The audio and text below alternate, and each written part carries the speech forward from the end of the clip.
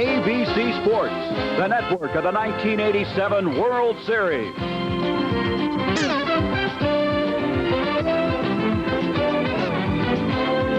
Presents Monday Night Baseball. Tonight from Tiger Stadium, it's the Chicago White Sox against the Detroit Tigers. The Sox have been getting some timely hitting from Carlton Fisk, who leads the American League in game-winning RBI. The red-hot Tigers have a new cleanup hitter this year, shortstop Alan Trammell, who's having his finest season. The Tigers and White Sox on Monday Night Baseball.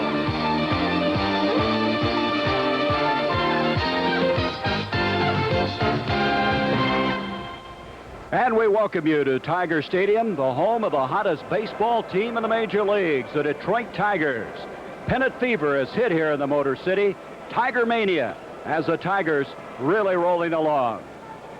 Hi, everybody. I'm Gary Bender. After a miserable start, the Tigers at one time, believe it or not, were 11 and a half games out, and May 5th, they've started to put it all together. They've won 45 of their last 60, 8 of their last 10 since the All-Star break. That now has put them on the heels of the Yankees. They're only one game behind New York. They moved ahead of the Toronto Blue Jays by half game, and this is the first time since August of '83 that 3 teams in the American League's Eastern Division have been separated by less than 2 games this late in the season. I'm joined by Jim Palmer. And Jim, Sparky Anderson said at the start of the year, you're going to hear from this Detroit team before the year's over. He was exactly right. Well, that he was. And of course, you know, Sparky's the world's biggest optimist. And I think he really felt that the Tigers were going to struggle. Number one, if you go back and look at the legacy of Sparky Anderson, when he was in Cincinnati, he had Johnny Bench catching. Here in Tiger Stadium, he always had Lance Parrish. And he lost him over the season. And I really think that they felt that they would struggle for runs. Here they are after leading the American League in home runs last year. Again doing that, also leading the American League, not in hitting, but in runs scored. So they have a good ball club. They have a great defense up the middle. Matt Noakes, a young catcher, is not a great defensive catcher, but with 21 home runs, a great offensive bat. They're a much better, more formidable team, I think, than Sparky thought they would be. Jim, on the other hand, the White Sox in '83 won the American League West. Here they are now in the basement. What a change. Well, it certainly is. And if you go back to 1983, I played on a team that played against them in the playoffs, led the American League in runs scored, formidable starting staff. Richard Doxson, Lamar Hoyt, who won a Cy Young, Bannister, who had won, I think, 14 in a row the second half. Well, some of them are still there, but Lamar Hoyt's in the minor leagues. They cannot score runs. Last in runs scored last year. The only thing keeping him from being the lowest scoring team this year is the Kansas City Royals. A struggling ball club. They're trying to build from the minor leagues. But Yankees came in there over the weekend and lost 2 out of 3, so they are a competitive ball club. I think they have a manager I respect greatly in Jim Fregosi. He has them playing very well. They can't win a lot of games, but they're playing hard. Frank Tanana, the left-hander, will be going for the Tigers. He's already beaten the White Sox twice this year. Scott Nielsen will be going his first start of the year against the Tigers. We'll be back with the introduction of the rest of the starting lineups. And the Tigers now take the field. A big week for Detroit. 3-game series here, 4-game series of the Yankees coming up over the weekend. And you couldn't ask for better weather than we have for this game. Let's take a look now offensively at the Chicago White Sox. Leading off, and he will be the DH in this game tonight, will be Gary Reedus. Reedus, who had a home run in yesterday's ball game, batting second, and at third base, Donnie Hill. Harold Baines in right field for the first time since opening day. Ivan Calderon will be in left field. Jerry Hairston will be the first baseman. Carlton Fisk will be catching. The speedster Ken Williams will be in center field. At second base, Fred Manrique. And Ozzie Guillen, the outstanding shortstop for the White Sox, will be batting in the number 9 position. Jim, let's look defensively now at Detroit. Well, you're taking, as I said, a very good defense. Starting at Evans at first, 40 years of age. Whitaker, Gold Glover at second. Trammell, Gold Glover at short. Tom Brookins at third. Kirk Gibson in left. Chet Lemon, one of the better center fielders. And Pat Sheridan, for years played with Kansas City on the turf. And Matt Noakes, again known for his offense, 21 home runs. Does not throw that well. Has a good arm, but a long delivery. But a good defensive ball club. And I think if you looked at yesterday's Hall of Fame ceremonies, Catfish Hunter, as we take a look at Frank Tanana talking about he didn't win all those games by himself. It takes good offense and good defense. Look at the numbers on Frank Tanana. His 14th major league year, 9-7 this year. rough outing last time with about 6 runs. Otherwise, he'd be right up there with the league ERA leaders. 3.66 ERA as it is, which is about a run lower than just about the league average. So tough left-hander, but a total departure from the guy that I saw back in 1973 that came up with California Angels. Well, he was a real fireballer at that time. Now it's more of a finesse pitcher. Gary Reedus will lead it off now for the Pale Hose. He'll be followed by Donnie Hill and then Harold Baines. Tanana, his 21st start of the season. His 3rd against the White Sox. He beat the White Sox on April 10th at Comiskey Park. And then April 17th, he beat them here in Tiger Stadium. Impressive thing is that he has been into the 7th inning 17 out of those 21 starts. So a lot of quality innings. Slow breaking pitch, misses. And the count goes to 1 ball. No strikes on Reedus. Reedus, believe it or not, even though he's only hitting .223, is 2nd in the American League in stolen bases with 31. So when he's gotten on base, he's been very effective. And that misses, and it's 2-0. Well, 31 out of 36 attempts, so he is an excellent base stealer, but I don't think he's adjusted to the breaking ball league. A little bit more of an off-speed league here in the American League versus the National League. A good fastball hitter, and he got one to hit right there. Center field. Chet Lemon is drifting over there, and he'll put it away easily, and there's 1 down. Calling balls and strikes for tonight's game will be Dave Phillips. At first base will be Al Clark. Dan Morrison is the second base umpire, and Tim Shahida will be patrolling things down the third base line. 1 down, and that'll bring up Donnie Hill. Hill hitting .194 as he comes into this game. He's a switch hitter, batting, of course, from the right-hand side against the left-hander Tanana. Hill coming over in a trade this year from the Oakland A's for G. Nelson, along with Bruce Tanner's son.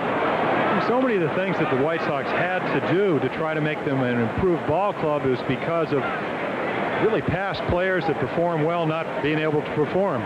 Lamar Hoyt traded to try to acquire some young players. Donnie Hill after Julio Cruz with a long-term contract coming up with turf toe.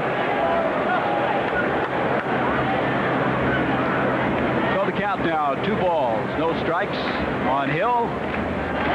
Jim Fregosi winning 2 out of 3 against Yankees. Boy, what a tough loss it was yesterday, though, as Hill fouls this one back, and the count now goes to 2 balls and a strike.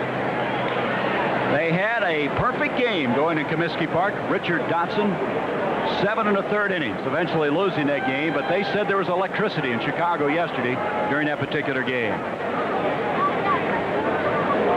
Donnie Hill with a 2-1 count on him. 1 down, Tanana, slow breaking pitch, grounded foul, third base side.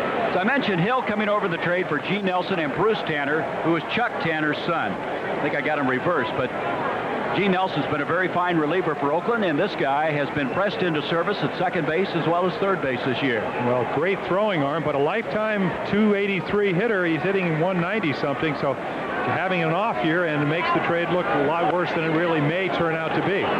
Former Arizona State standout grounds that one foul, and the count goes to 2 balls, 2 strikes. Jim, coming to this ballpark tonight, I noticed you kind of cringed when you came in here. I guess being a hitter's ballpark, all pitchers get very nervous here. Well, it's just the environment. You're looking at Sparky Anderson. We talked about him always having Johnny Bench, Lance Parrish.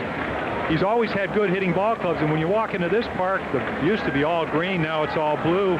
Fences are easily reachable. Here it goes to right center field, hustling over, fine running catches Sheridan. Well, Jerry, I talked about former outfielder for the Royals, and when you play in Kansas City, the biggest outfield maybe other than Yankee Stadium in the American League, you have to have good range. He also has a good throwing arm. Here's a mistake, fastball up out over the plate. Hill likes the ball there, hits it right on the line, and then the defense takes over. Has it all the way, down on one knee. Could have been a gapper for 2. And that'll bring up one of the most underrated players, maybe the most underrated player in the American League in Harold Baines. There's Sheridan playing right field. That was the place Kirk Gibson was in last year. They moved him to left. Sheridan, good defensive outfielder, making the fine running catch, and there's 2 down. Tanana's pitch, a call strike to Baines. So Baines back in the lineup. He was as the DH, now moving back into the right field position for the first time since opening day. Call strike, 0-2. Hitting .307. He dropped out of the top 10 in batting, but he's been close to that level most of the season. Knee surgery on the right knee. Line to left field, and it's curving foul. Pretty good wood on the ball, and the count stays at 2 strikes. Frank Tanana, as we mentioned, has been pitching for a long time. Had outstanding success with the Angels. Went over to Texas, then coming over to the Tigers. Had 19 wins in one season. He thought he had the 3rd strike there, but it misses. The count goes to 1-2. Well, that's one of those pitches where you try to induce the home plate umpire, Davy Phillips, walk off the mound. Maybe you convince him it's a strike. Just around. He'll tell you it's just around the corner. Didn't catch it. He got him anyway. Struck him out. So it's a 3-up and 3-down inning here in the top half of the 1st inning. No score here at Tiger Stadium. We'll return to ABC's Monday Night Baseball after this message and a word from our local station. The Tigers, who are 2nd in batting in the American League, will lead off with Lou Whitaker. Lou out of the lineup yesterday. He's been having some problems with the back. Bill Madlock, what an addition he is from the Los Angeles Dodgers, who'll be the DH. Kurt Gibson will be in left field. Alan Trammell, their cleanup hitter all year long at shortstop. Matt Noakes, who was hit by a pitch ball but able to return today. Darrell Evans will be at first base. Chet Lemon will be batting 7th in center field. Pat Sheridan, who made that fine running catch in right field, will bat 8th. And Tom Brookins, the 3rd baseman, will bat in the 9th position. Look at the White Sox defense. Starting behind the plate, the H&1 at 39, Carlton Fisk. First base. Hairston doesn't play there very often, mainly known for his pinch hitting. Fred Manrique at 2nd. The man was Rookie of the Year in 1985. Ozzie Guillen at short. Donnie Hill with a great arm at 3rd. Ivan Calderon in left. Kenny Williams, 9-3 sprinter in center, covers a lot of bases. And in his first game this year, other than a DH, Harold Baines in right field. And on the mound, Scott Nielsen, a former standout for Brigham Young University, where he was a teammate of Corey Snyder, along with Wally Joyner. Nielsen, a last-second replacement, or I should say a replacement today, because Jose De Leon, who was expected to start, was hurt in a car wreck en route to O'Hare to fly out. He has a bruised jaw and a sore back. He is expected to get here before the day is over, but not to pitch. Well, sinker baller with a little bit of a breaking ball and not too good of a changeup. One of these guys does not throw that hard, about 82, 83 miles per hour. Whitaker grounds it right side, and Manrique comes up with a fine play to get him. Covering a lot of ground, Fred Manrique, picked up this year from the St. Louis Cardinals, the trade for pitcher Bill Dolly. Well, Fred played for Jimmy Fregosi in Louisville. And a lot of times in the minors, you see somebody you like. You hit a 285 for him, could steal bases, good range. And you see that ball slowed up by the high grass here at Tiger Stadium. Plenty of time. Whitaker makes it close, but he is out. Jerry Hairston down at first base making that catch, and that brings up Bill Madlock, hitting 295. 10 home runs, 3 of them in 1 game, and what a steal this guy has been for Detroit. Well, it's turned out to be that. The Tigers' the best record in the American League against right-handers, struggling against left-handers, 10 and 15 record. So he comes over here, and you can see right there, a pretty good percentage. You talked about the 45 out of 60 wins after 11 and 19 start. Good cut by the right-handed hitter, and that one will make it into the stands. Madlock 4 times the National League batting champion. An MVP, been around the block, so to speak. So struggled with the Dodgers, had a lot of leg injuries last year. An advanced age, around 37. A little bit heavier than he played at an early age, but he can still hit very short stroke. He makes good contact, doesn't strike out that much. Looks at this one inside, and the count goes to 3 balls and a strike. Madlock 3 times in the All-Star game, 4 times the National League batting champion, 36 years of age now. 3-1 pitch, he had a notion, and it's there anyway. The count's full now at 3-2. Madlock checking it over with home plate umpire Dave Phillips. Boy, he's got to love hitting in this ballpark. Well, he does. Yeah, I think he asked him, was it a strike or did I swing? And Davey Phillips said, you didn't swing, it was a strike, that's a ball. He goes down to first. So the first base runner of the ball game. That's going to bring up Kirk Gibson. Madlock at first, 1 down. Kirk hitting .271 with 13 home runs, 46 RBIs. He got a late start this year. He's out the first 24 games with a very freak injury. It happened down in spring training. He tore the muscle in his rib cage swinging in batting practice in the batting cage. Very unusual injury, and as Alan Trammell said, we're just not the same ball club with him out of the lineup. Well, one of two players with over 25 home runs and 25 steals in the major leagues over the last couple of years, and that's Darryl Strawberries and Kirk Gibson. So a rare breed, can run and hit with power. Scott Nielsen misses outside, and the count goes 1 ball, no strikes. Madlock down at first, Hairston holding him on. No score, bottom of the first inning, just underway at Tiger Stadium. The right-hander delivers, grounded to second. Manrique will go to second for the force. The relay to first, not in time. Not thrown very well, and Gibson can run well, so he's able to keep from being doubled up down that first base line. Well, the key to breaking up a double play is getting down there. Madlock goes right at Guillen. And again, Gibson's speed just outruns the ball. Not very pleased trying to pull an outside pitch, a ball that he normally tries to hit the left field, but that's Nielsen's bag. He's trying to sink the ball away from the left-handers. If he can do that and they try to pull the ball, we're going to see what we saw last Monday night. Tommy John, 22 grounders, or at least 22 putouts by Don Mattingly. A lot of ground balls. We've already seen both outs being grounders. Did he get that new suit of clothes for all that? I don't know. Alan Trammell up. What a year he is having, hitting .334. That's third in the American League. He is also sixth in hits, 114 coming into this ball game. Trammell, the cleanup batter, and replacing Lance Parrish, who had that role a year ago. Gibson can run. 18 stolen bases on the year, only been thrown out 4 times. Nielsen very aware of that. Nielsen, 28 years of age, last year had arm rehabilitation. Had to battle back, the former Yankee. Acquired in a trade. There's a pitch outside, a called strike, a throw down to second, and Gibson's in there.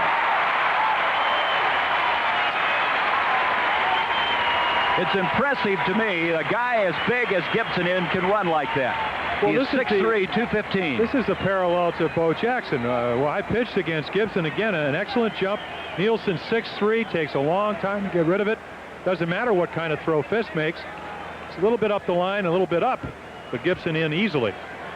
But a lot of raw ability, very much like Bo Jackson, can hit the ball 475 feet, can run. And again, when you look at a player like this, a lot of times you forget that a lot of the skills in baseball have to be innate. Doesn't matter how far you can hit the ball, how fast you can run, but can you hit the curveball? Do you have the baseball instinct?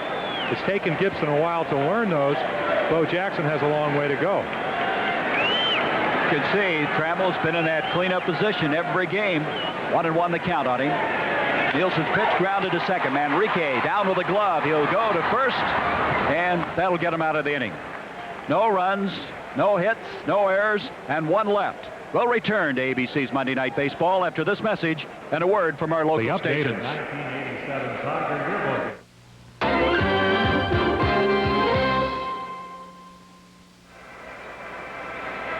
Well, last week, I understand, here in Detroit, it was sizzling hot. But look at this.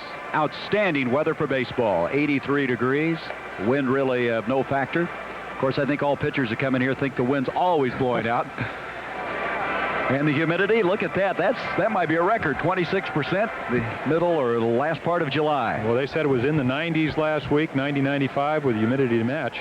As you said, perfect night to play a baseball game. Ivan Calderon is now up. He is probably one of the bigger surprises this year on this White Sox club. Been playing right field and now moves to left with the addition of Baines in right field. And he swings on the first pitch and hits it up the middle for a base hit. He's pretty much been able to do that all year, Gary. If you pitch him away, he goes to right field. He's been able to hit home runs. Last year started off with Dick Williams out in Seattle. 38 games, struck out 33 times. So they sent him out. He was traded to the White Sox. He supplied them with power, with average. And they're very pleasantly surprised about the fact that he has been able to hit to all fields. Led the Puerto Rican League with 10 home runs over the winter. That brings up the veteran Jerry Hairston. He holds the Sox record for pinch hits, but forced into the lineup today because Greg Walker's grandfather passed away in Douglas, Georgia, and he had to go down for the funeral, so he's not in uniform tonight. So Hairston, unfamiliar role at first base, squares around to Zoda Butt and takes it for ball one. So 1 on, nobody out. Hairston to be followed by the veteran Carlton Fisk. Actually, Jim Fragosi's playing with about a 22-man roster when you figure De Leon is not able to play. Greg Walker not here tonight. And Frank Tanana, the runner on, and nobody out here in the top half of the second inning. And what makes Tanana so deceptive is he throws across his body. Watch where his right foot lands. Grounded, cut off this time by the shortstop Trammell. He goes to Whitaker to first, and they get the double play. Beautifully executed. And Jim, that is not surprising. The way Whitaker and Trammell work around that keystone spot.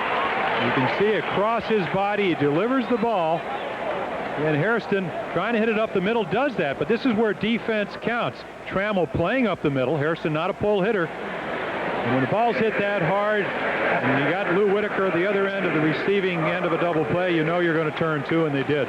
Well, those guys have been playing together for 10 years. Came up on the same day, something like 1,260 games each going into this season. Complemented themselves so well, both offensively and defensively. And here comes a veteran, Carlton Fisk, 39-year-old veteran, and tonight catching in his 1,712th game, which ties Bill Dickey 9th on the all-time list. And you got to figure Carlton would be much further ahead, but at the start of the year, he was not catching for this ball club. Well, neither was he in 1986. You go back to Kenny Harrelson. Coming off a year when he hit 37 home runs, 107 RBIs, he decided to make a left fielder out of him. Now, and if you know the theory about what he was trying to do, it makes sense. That was, he felt he would be able to play more games in left field than he would catching. Unfortunately, Fisk had a virus, he had a wrist injury, a jammed thumb, had an awful year. This year, putting pretty good numbers up there. Well, his big number is 11 game-winning RBIs. So with 2 out, he fouls it back, and you got to be alert here. Let me tell you something. I've got the best protection in the world. I got a 4-time Gold Glover by me. Jim Palmer is going to bail me out. Well, my best protection is this monitor sitting in front of me. You didn't even flinch on that one. Well, that's because I didn't know it was coming this close. This is a great ballpark, and you can see us. We're right about right over that ABC banner. But the fans are very close. This, along with Fenway Park, are the 2 special parks in the American League. You're so close to the field. It's spectacular. 1 ball, 2 strikes. Call strike on Fisk. This guy has been a 10-time selection to the All-Star team. He is 3rd all-time in home runs for catchers. Johnny Bench first and Yogi Berra second. Pretty good names there. 1 ball, 2 strikes, 2 out.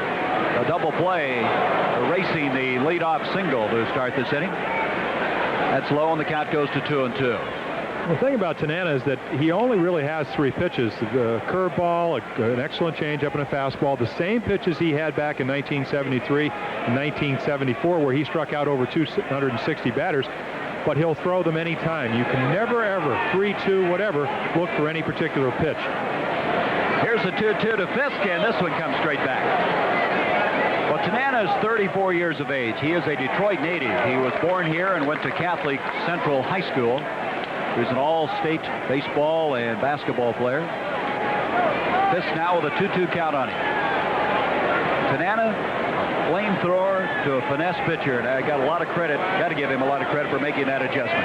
Well, he has, and he pitches the same way. He always had excellent control, and the reason he was able to strike out all those batters, it helps to have a 95-mile-per-hour fastball, but he also had pinpoint control. Very few left-handers can pitch inside to right-handers, and this is where he's going right now, as well as Tanana. Oh, strike 3. And so with the help of the double play, 2 strikeouts in the ball game now. No runs, 1 hit, no errors, and nobody left. No scores to go to the bottom of the second.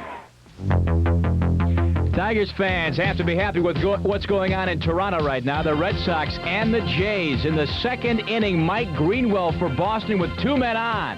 rifles one over the wall in right field. His 11th home run. Boston leads 4-1 right now. It's 5-2 Boston in the third.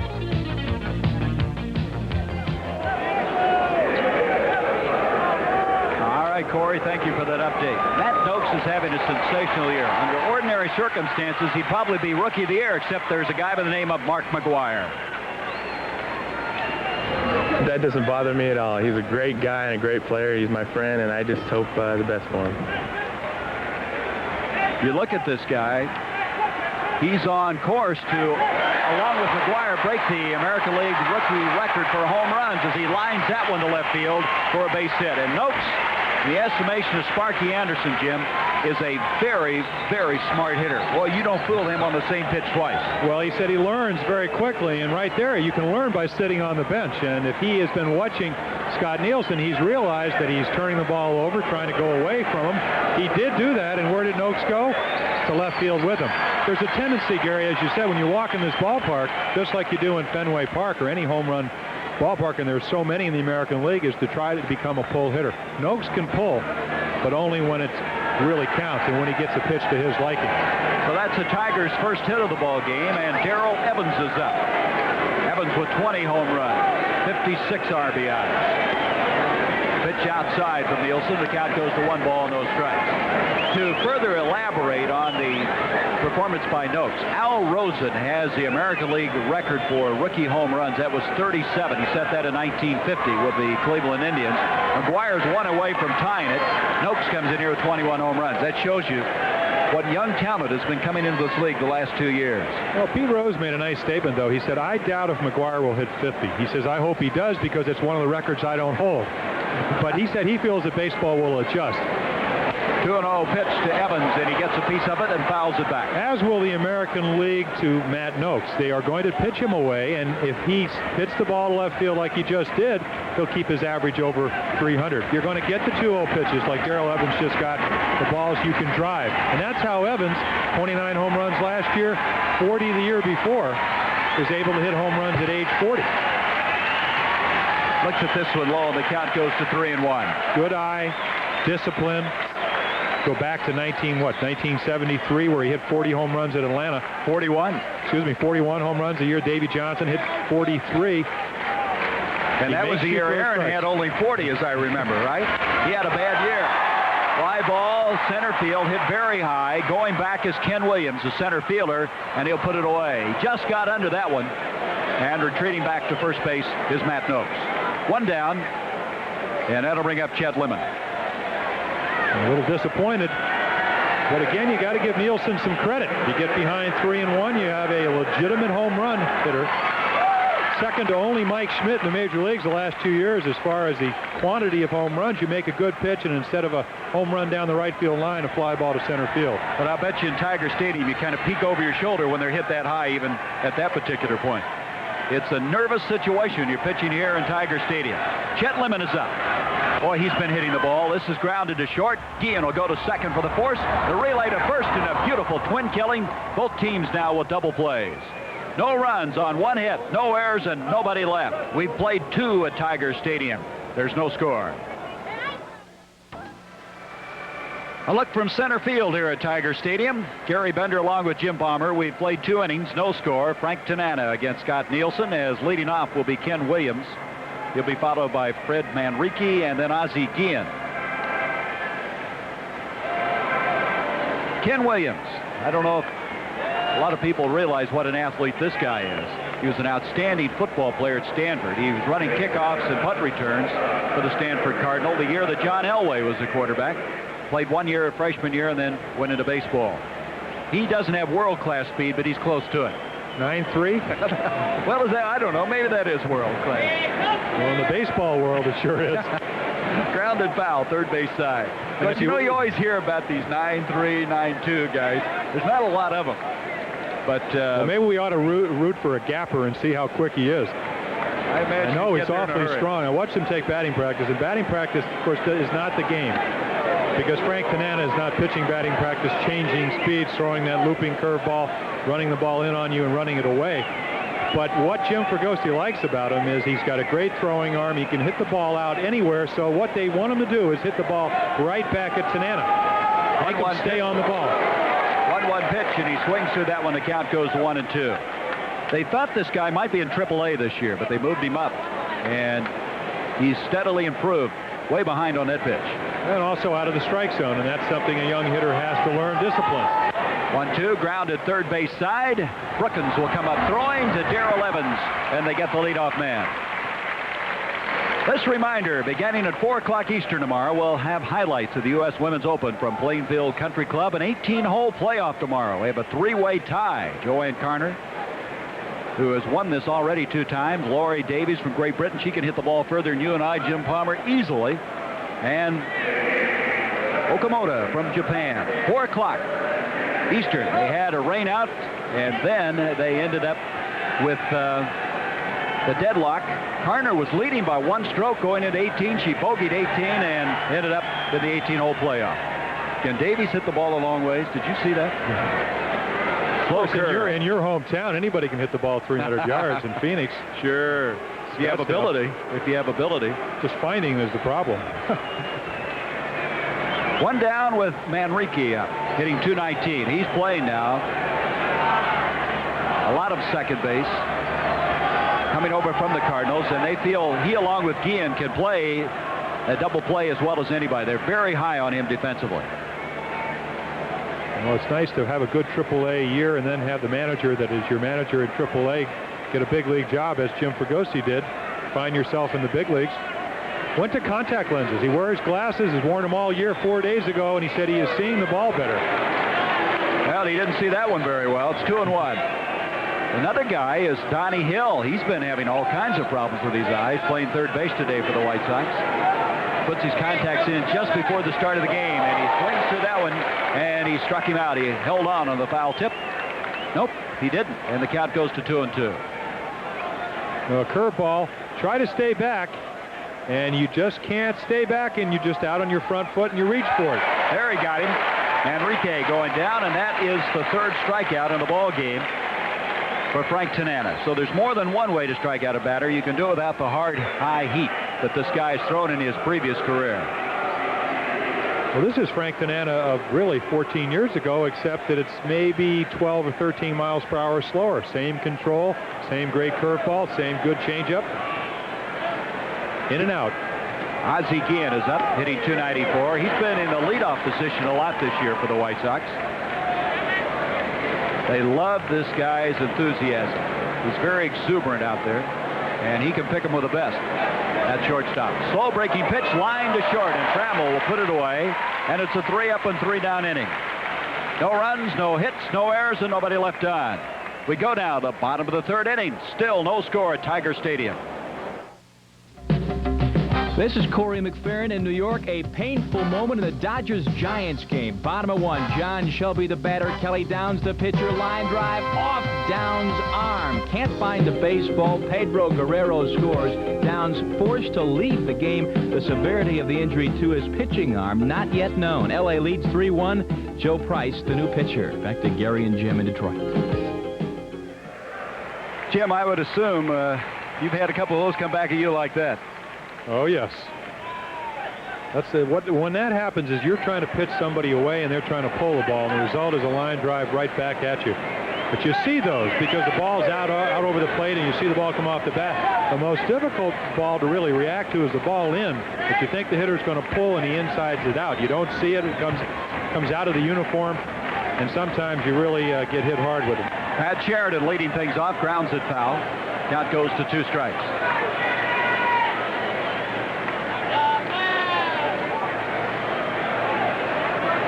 Scott Nielsen pitching here in the bottom of the 3rd inning, replacing Jose De Leon, who was hurt in an auto accident. Not seriously, but not able to pitch tonight, and thus far has fared well. Foul down the left field line by Sheridan. Sheridan, a former Kansas City Royal, struggled.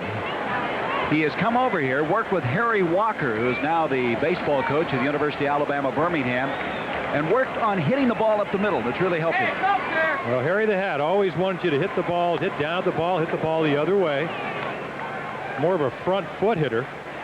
Of course, you look at Sheridan, he's wiry, has pretty good size, and you said, here's a guy that can hit home runs. He never did it in Kansas City because it's a very big ballpark. That's not his style. Swung through that one. One down here in the bottom of the third. Well, we've had a couple of updates. One of those was the Boston-Toronto game. Let's look at it. 5-2 now in the third. Greenwell, along with Ellis Burks, had home runs in that ball game. Milwaukee, Texas, no score, just underway. Minnesota. Frank Viola going against Mark Langston, the hard-throwing left-hander. McCaskill is back now with the Angels, and Stewart has had quite a year for Oakland. The pitch inside to Tom Brookins. That strikeout of Sheridan, the first of the game for Scott Nielsen. Brookins, one of the favorites of Sparky Anderson, hard-nosed type player. Kind of the guy that they wait around, try to find a third baseman. They seem to come back to him so often. As he fouls this one back, and the count goes to 1-1. In fact, Jim, I think this is the 9th time that he's won the third base job for the Detroit Tigers. Well, sometimes by default, but he can play so many positions, so he's a good guy to have in your ball club. He got under this one, short left field. Coming in is Baines, and he's going to make the catch. A little confusion there for a moment. I see Guillen make that Calderon, I'm sorry, in left field making the catch. Guillen racing back, and Calderon, who has been making most of those plays in right field, coming up that one in left field. Two down. Tough sky, Gary. This is the time of night. It's tough to see the ball. It came in last night, 9 o'clock. It still wasn't dark, so when the ball comes off the bat and gets up in that high sky, a lot of times the shortstop will lose it. Calderon was there to make the out. That'll bring up Whitaker, who grounded out to the second baseman the first time. This guy has been hitting very well as of late. As I said, not playing yesterday. He fouls this one behind the plate. Fisk will take a look at it, but he'll have no play. Whitaker on Saturday hitting a home run with 2 out in the 10th. Posting the victory over California. As the sun starts to set, the lights taking. A lot of people, Jim, feel this is one of the best lighted ballparks in the major leagues. They put new lights in here about 10 years ago, and I don't know if they're just the brightest or there are more of them, but it's, again, another reason you like to come here if you're a hitter. Low pitching mound, doesn't slope that much. Short fences, well lit. 2-1 now on Sweet Lou. Whitaker had won 3 out of 4 for the Tigers, and Sparky Anderson said that's the kind of hitter he is. He could carry us for a while. He's a streaky hitter. He could carry us for 2 months. Well, he hit 20 home runs last year and doesn't hit that many against lefties, but in this situation where you have to throw a strike, the 2-0, the 3-1, in this ballpark, very quick bat becomes a home run threat. 3-1 pitch to Whitaker, and it's outside, and he's walked him down first base with 2 away. And that's the difference between Lou Whitaker now and 5 or 6 years ago. You did not have to really be aware of the home run. You just pitch him out over the plate and it'd go the other way. Now he'll take that ball and put it in the upper deck here in right field. Second walk of the game now by Scott Nielsen, and that'll bring up Bill Madlock. He walked the last time out and then was erased on a force at second base. Madlock at 36 years of age, grew up in the Decatur, Illinois area. Started with the Cubs, went to the Pirates, the Dodgers. Won 2 batting titles with the Cubs, 2 with the Pirates.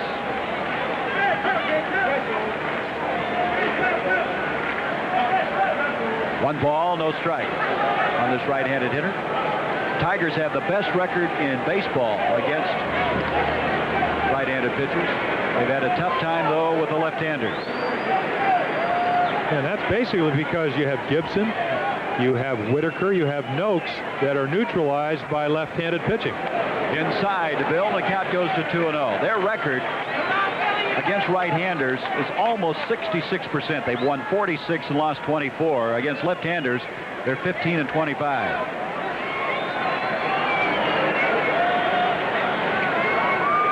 Pitch to Madlock. Grounded and cut off by Guillen. Throw to second. He's safe at second.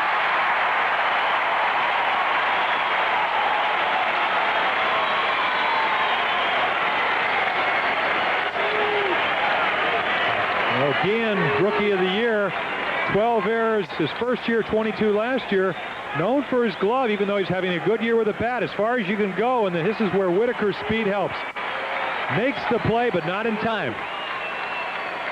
A lot of people never gotten to that ball, but Guillen did. Makes it close, but not close enough. And Ricky with a nice stretch, knowing it's a force play. The runners now at first and second with 2 down, and that brings up Gibson. Gibson reached on a fielder's choice and then swiped second base back in the first inning.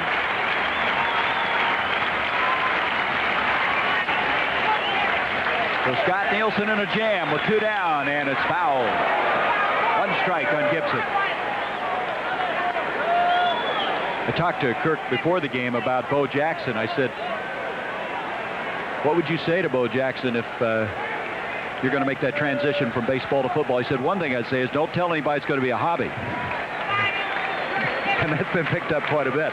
This guy can play in the NFL if he wanted to. I'm convinced. I saw him play at Michigan State. He's something special. Grounded, foul, first base side. 2 strikes.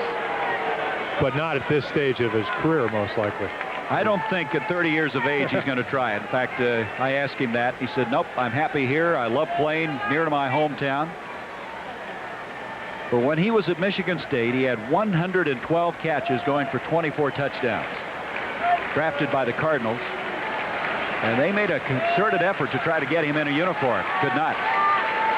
Well, that's why when he came up to the major leagues at an early age, he really had to learn the game. Bo Jackson, like 83 games before he came to the major league, so he is learning at a major league level. 2 runners on with 2 down, and that pitch misses, and the count goes to 1-2. You can see how Guillen has shifted over almost to behind second base. The shift on for this left-handed hitter. Well, only in the infield, pretty much straight away in the outfield. Again, a lot of times you do this, try to make him think he wants to go to left. That's where you want him to hit the ball. Fouled again, and the count stays at 1-2. So after getting the first 2 men in the inning, Nielsen walked 1, and then outstanding effort by Guillen was short at second. So runners at first and second now with 2 down. Gibson with a count of 1-2. Boy, is he dangerous in this kind of spot. That short right field fence has to give Nielsen some trouble. Misses, and it evens now at 2-2. 2 balls, 2 strikes. Scott Nielsen has been one of those all or nothing pitchers. He has 7 major league wins, and Jim, 3 of them have been shutouts. As we said, when he has the sinker going, and what he'd like to do is have Gibson chase the ball. Not that great of stuff. Going to be not that effective inside the strike zone. Grounded to second, Manrique, and they're going to get out of the inning. Off to Hairston. No runs on no hits, no errors, and 2 left.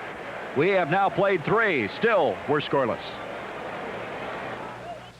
One of the changes the Tigers made this year was moving Kirk Gibson from right field to left field. I asked him about what kind of problems that poses for him. I didn't like it at first. Of course, nobody likes to switch. I switched quite a few years, throughout my career. But whatever is the manager, and my job is to go out and give 100% wherever I'm asked to play. So I went out there and worked hard, and now I'm starting to get used to it, and I'm quite frankly enjoying it now. What's the big difference, Kirk, from right to left field?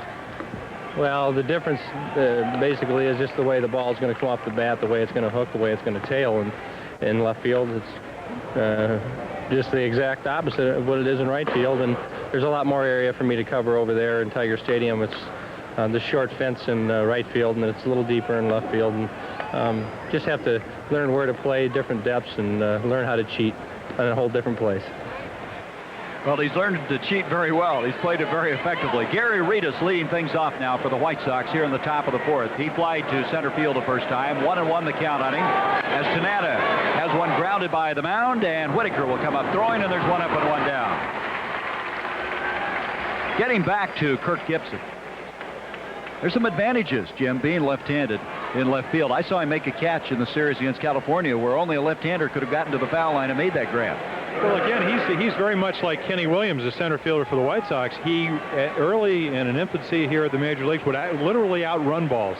Again, A lot of times, I think the great outfielders that I played with, the Paul Blairs, had that innate ability to run to where the ball was coming down. He's had to learn not to run across, but to run back to where the ball is going to come down. And he has a good arm, but it's very inaccurate.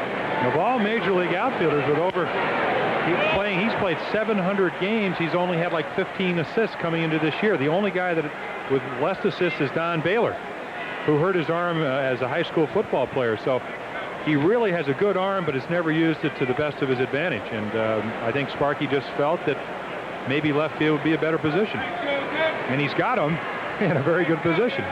One game back with less losses than either Yankees or Toronto. And that's what counts, the loss column. One strike on Donnie Hill, and the pitch misses, and it evens up at 1-1. Second position for the White Sox has not fared too well. They've had different leadoff men, Guillen and Reedus. Reedus leading off tonight. Donnie Hill in that position now.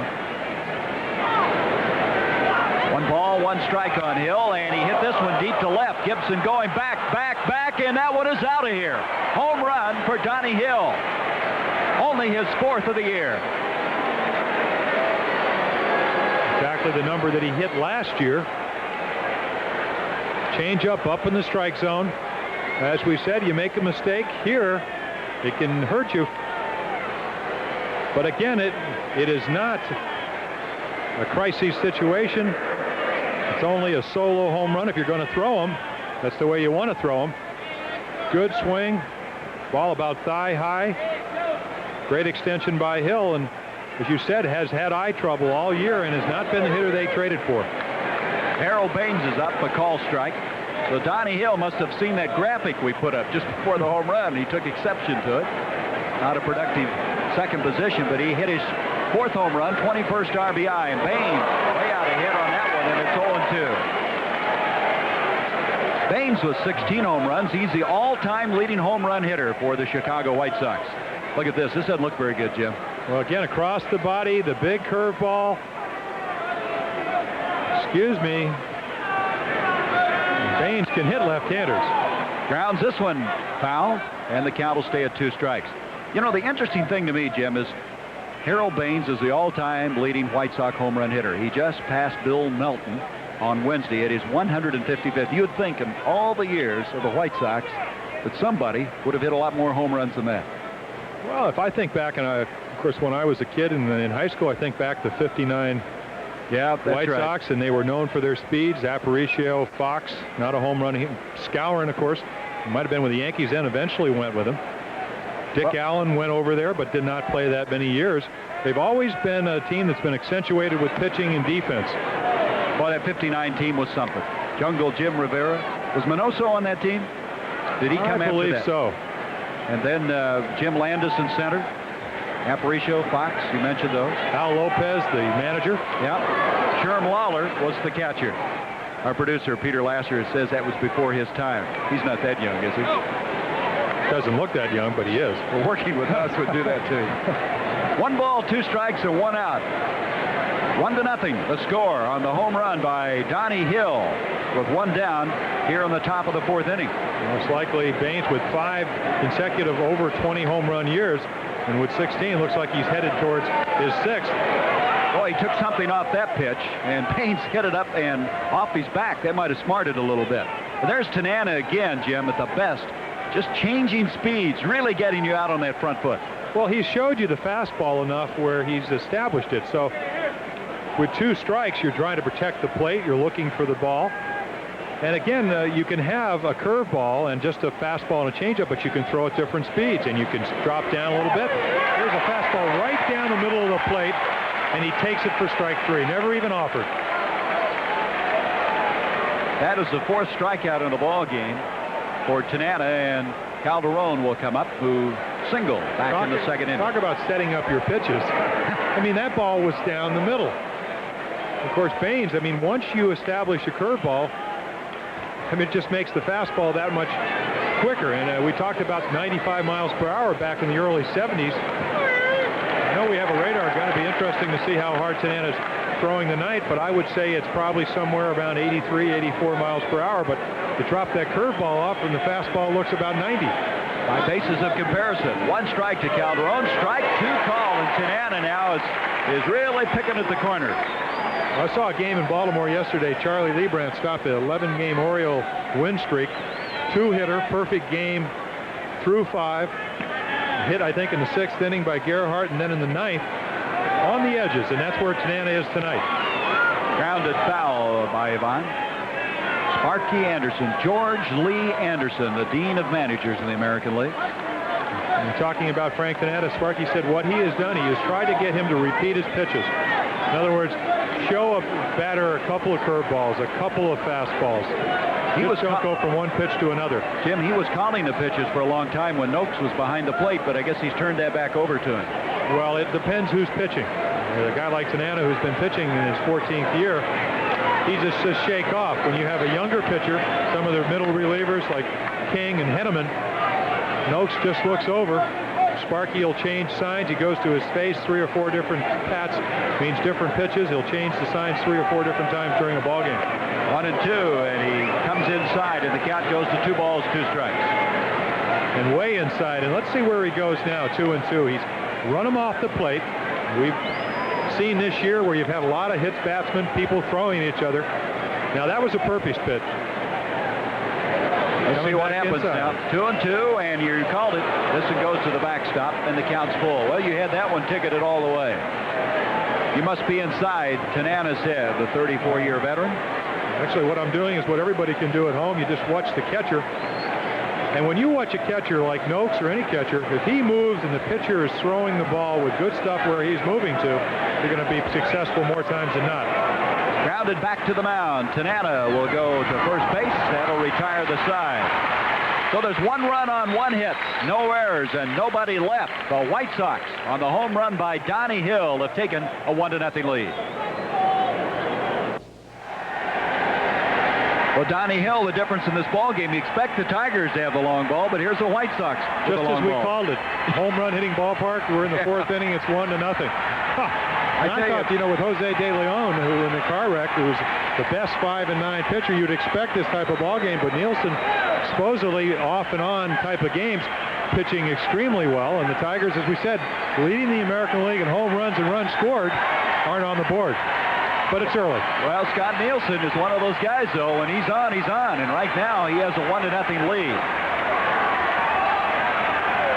Alan Trammell will lead things off, followed by Matt Noakes and Darrell Evans. Trammell grounded out to the second baseman the first time.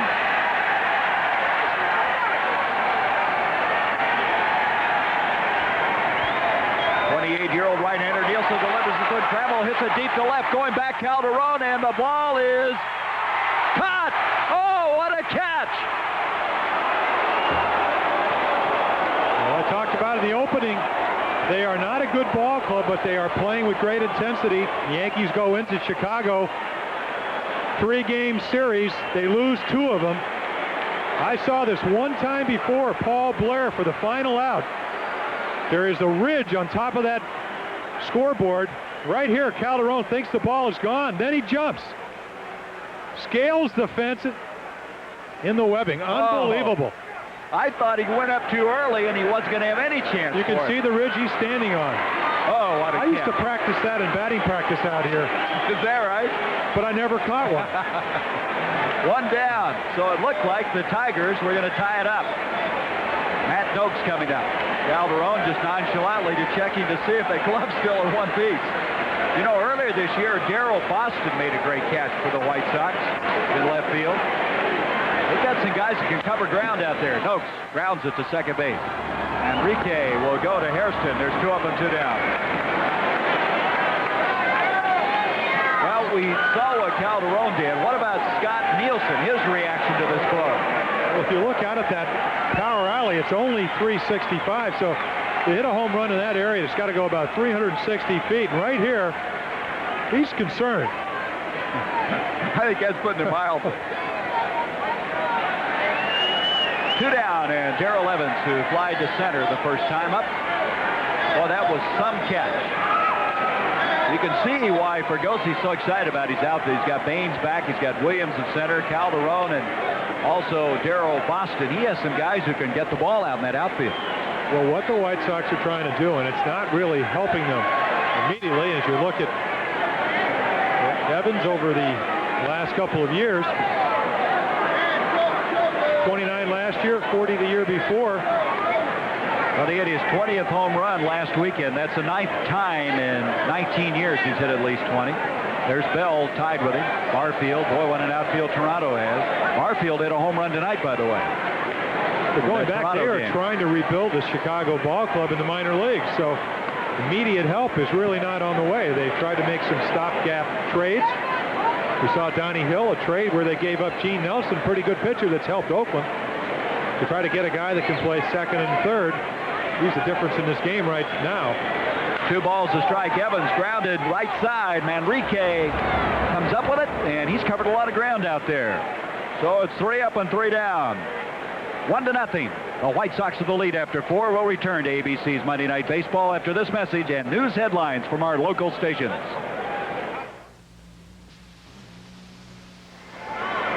This reminder, later tonight, following Nightline, ABC Sports presents Monday Sports Night with Al Troutwig, the selection of the 1988 Olympic hockey team.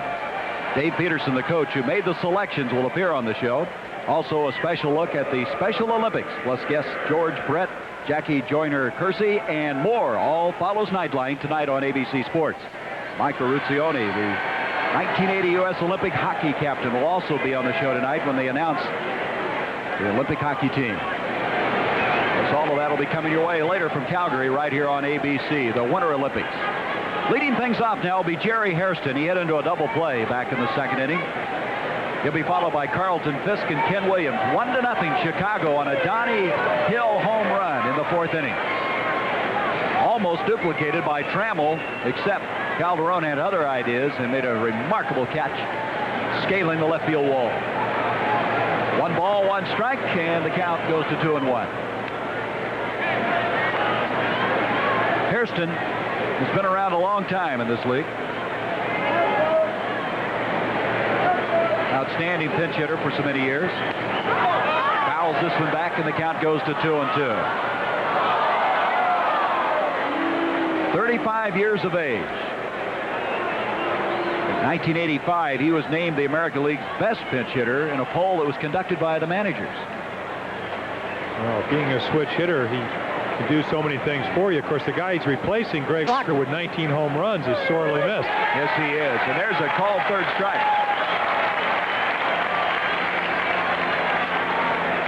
Well, Jerry can't believe it. We talked about Tanana's control. Look at Noak's glove. Look where the ball goes. Maybe it was off the corner a little bit, but when you almost hit the glove, you're just going to get the umpire give you the pitch more times than not. And Davey Phillips stayed right with it. Ball may have caught the corner, but he thought so.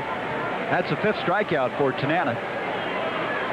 You know, the remarkable thing about Tanana, he led the American League in strikeouts back in 1975 with 269. He was with the Angels that time, but he was throwing the heat at that time. Well, you had Ryan from the right side, and you had Tanana from the left side. That wasn't too bad, was it? You hoped you didn't pitch on those nights because you better be able to win 2-1. What was that? Spawn and Sane and Pray for Rain? Was that the same thing with Ryan and Tanana? A little bit better offense in Milwaukee. 1 ball now on Fisk. Carlton fouls it behind the plate. Noakes coming over, and he can't get there. He had room, but just couldn't make it there. Hustling over also was Darrell Evans. We mentioned Carlton Fisk and what durability he has had. Al Lopez, the all-time leader in games caught. Bob Boone right behind him. Jim Sundberg now playing with the Chicago Cubs. And then as you bring the next page up, you're going to see the name of Fisk. Tonight, he moved in 9th all-time, tying another great catcher for the Yankees in Bill Dickey. You know, the interesting thing about Fisk, he's got 117 stolen bases. There's not very many catchers. He's the only catcher ever to have over 100 stolen bases. I mean, even the year he hit 37 2 years ago, back in 1985, he had 17 stolen bases that year. He will occasionally bunt. Brings the infield in, and it makes it easier to hit the ball by somebody. Oh, was was that a tantalizing breaking ball? And the count goes to 1-2. Chewing that gum pretty hard. One thing about, excuse me, Gary, the one thing about Tanana is that with the arm injury, and it was a tricep injury, which is really right above the elbow, is he never changed his motion. Well, what you see is exactly the same motion. Easy. I would describe him as stylish. Always follows through. Ready to field his position. Not a great fielder, but does an adequate job. 2 balls, 2 strikes on Fisk. Usually when you change from a flamethrower to a finesse pitcher, you got to change your mechanics. He has not, as you mentioned. This one popped up behind the plate. Brookins is coming over along with Noakes, and it's going to go into the stands. And by throwing across his body, what he does is throw right out of his uniform. A couple of years ago, Jim Cott was talking about what makes a pitcher successful. He said you got to have great location. Tanana has that. You have to have great movement. Tanana really does not have that anymore. You have to have great stuff. Tanana does not have that after he hurt his arm. Or you have to be very deceptive. So Tanana has the great location as far as where he's able to throw the ball on the plate and then throws right out of his uniform. Well, his elbow problems began in '79. He had to start making those adjustments, and wisely has done so. 2-2 pitch to Fisk, rounded third base side. Brookins backs up. He'll go across to Evans, and there's 2 away. Let's go back and watch Tanana, breaking down a little bit, as you were mentioning, the style that he has. So he's starting from the left side of the pitching rubber. So what he does, it's really tough to see from this angle, but very rhythmic. And that right leg is way outside of the pitching rubber, so he is throwing back across to a right-hander. Makes him able to get the ball in and bring it back over the corner of the plate. We don't have to isolate him from here, but just watch him from the center field camera. You'll get a picture. When he winds up, he steps really to the left and then throws back. This pitch misses, and the count goes to 2 balls, no strikes on Ken Williams. Williams grounded out the first time. Kenny Holtzman, Scotty McGregor, people like that, it just makes them much more deceptive. 2-0 pitch to Williams, and he's way out ahead of that one, and the count goes to 2-1. Any pitch, anytime. 2-0, you're Kenny Williams, you're looking fastball, and what does he do? He pulls the string, throws him a changeup, he's way out in front. My right field camera. 2-1, he had a notion held up, and it's 3-1. 2 down, and Ken Williams up. 1-0, the White Sox. The difference, a home run by Donnie Hill in the 4th inning.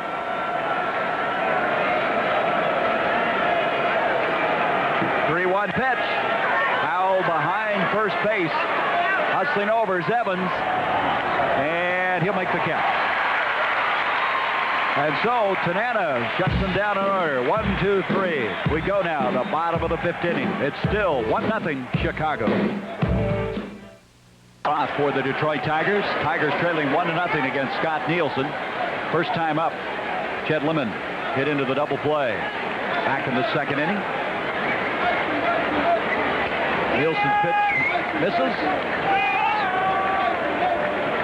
Scott Nielsen, last second replacement, Jose De Leon, has acquitted himself very well. He's had a great catch by Calderona left, and other than that, he's been pretty much in command as Lemon fouls this one straight back. Count goes to 1 ball, 2 strikes. Chet Lemon started out miserably this year. May 5th, he was hitting 183. And look at what he's done in the month of July.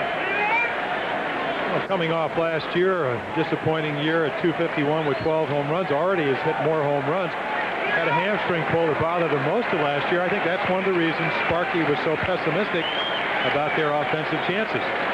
Yet he's moved off the plate, he's made some adjustments, he's been around a long time, and you need to do that. Way off the plate, used to stand right on top of it. He's having a good year. They're, as you said, their hottest hitter in July.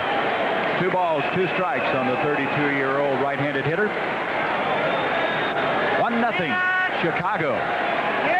First of a 3-game series between these two, and there's a call strike, and Scott Nielsen has to be a very pleasant surprise for Jim Fregosi. That's the 2nd strikeout of the ball game for Scott. Well, when Lemon moved off the plate, I said, you feel comfortable about the inside strike zone? He said yes. Apparently he doesn't feel too comfortable about the outside one. Good pitch by Nielsen. About the outside third, right at the knees. And that's where he has to be successful. And he has been there. Only a couple of mistakes. Trammell's ball, and Calderon bailed him out with a great catch. Pat Sheridan up. He struck out back in the third inning. See his numbers for the year, 281. He started out so well. By mid-May, he was hitting 331. That one's going to drop in the left field for a base hit. Sheridan makes the big turn and holds up. So that is only the second hit of the ball game. The other one coming by Matt Noakes back in the second inning. And he was after that cut down on the double play. And that'll bring up Brookins batting to the number 9 spot. 2 hits, 2 line drives to left field, both on pitches about thigh high away. Calderon shifted way down the line, expecting Sheridan to hit the ball to left field, but not to left center, so the ball drops in. So 1 on and 1 down. The tying run at first base, and Brookins looks at a called strike. Tom Brookins, 33 years old, hit 270 last year for this club. He's a battler. He's tough. Makes the very most of his talent, and right now is the regular third baseman. Darnell Cole started the year there and had some defensive problems. Throw to first. Coles last year had a very good job, very good year offensively for the Tigers. Then he started having problems making the throw from third to first, and his offense started to fail him, and he's played some outfield recently for this Tiger team, but has not returned to third base. Sheridan stolen 11 bases. This is a situation, if the count gets 2-1, where Sparky likes to hit and run. Brookins can handle the bat, hit the ball the other way, open up some holes. Been caught stealing 13 times. He's going, swung on, grounded to short. Guillen has to go to first. No play at second, and he got him there. Ball was not hit sharply enough, and Guillen made the right decision. He gets Brookins for the second out, but advancing to second base is Sheridan. Well, that's what the hit and run or the run and hit will do for you. You know Brookins can make contact. A sinker baller, even though you get the grounder, you stay out of the double play. Guillen knows he's running. Makes the easy out at first base. And what you do is you have a runner in scoring position, the tie run, with a pretty good hitter, Whitaker, up at the plate. I would say a pretty good hitter. Whitaker is 0 for 1. He's walked and grounded out. And Lou has been the guy that's been hot.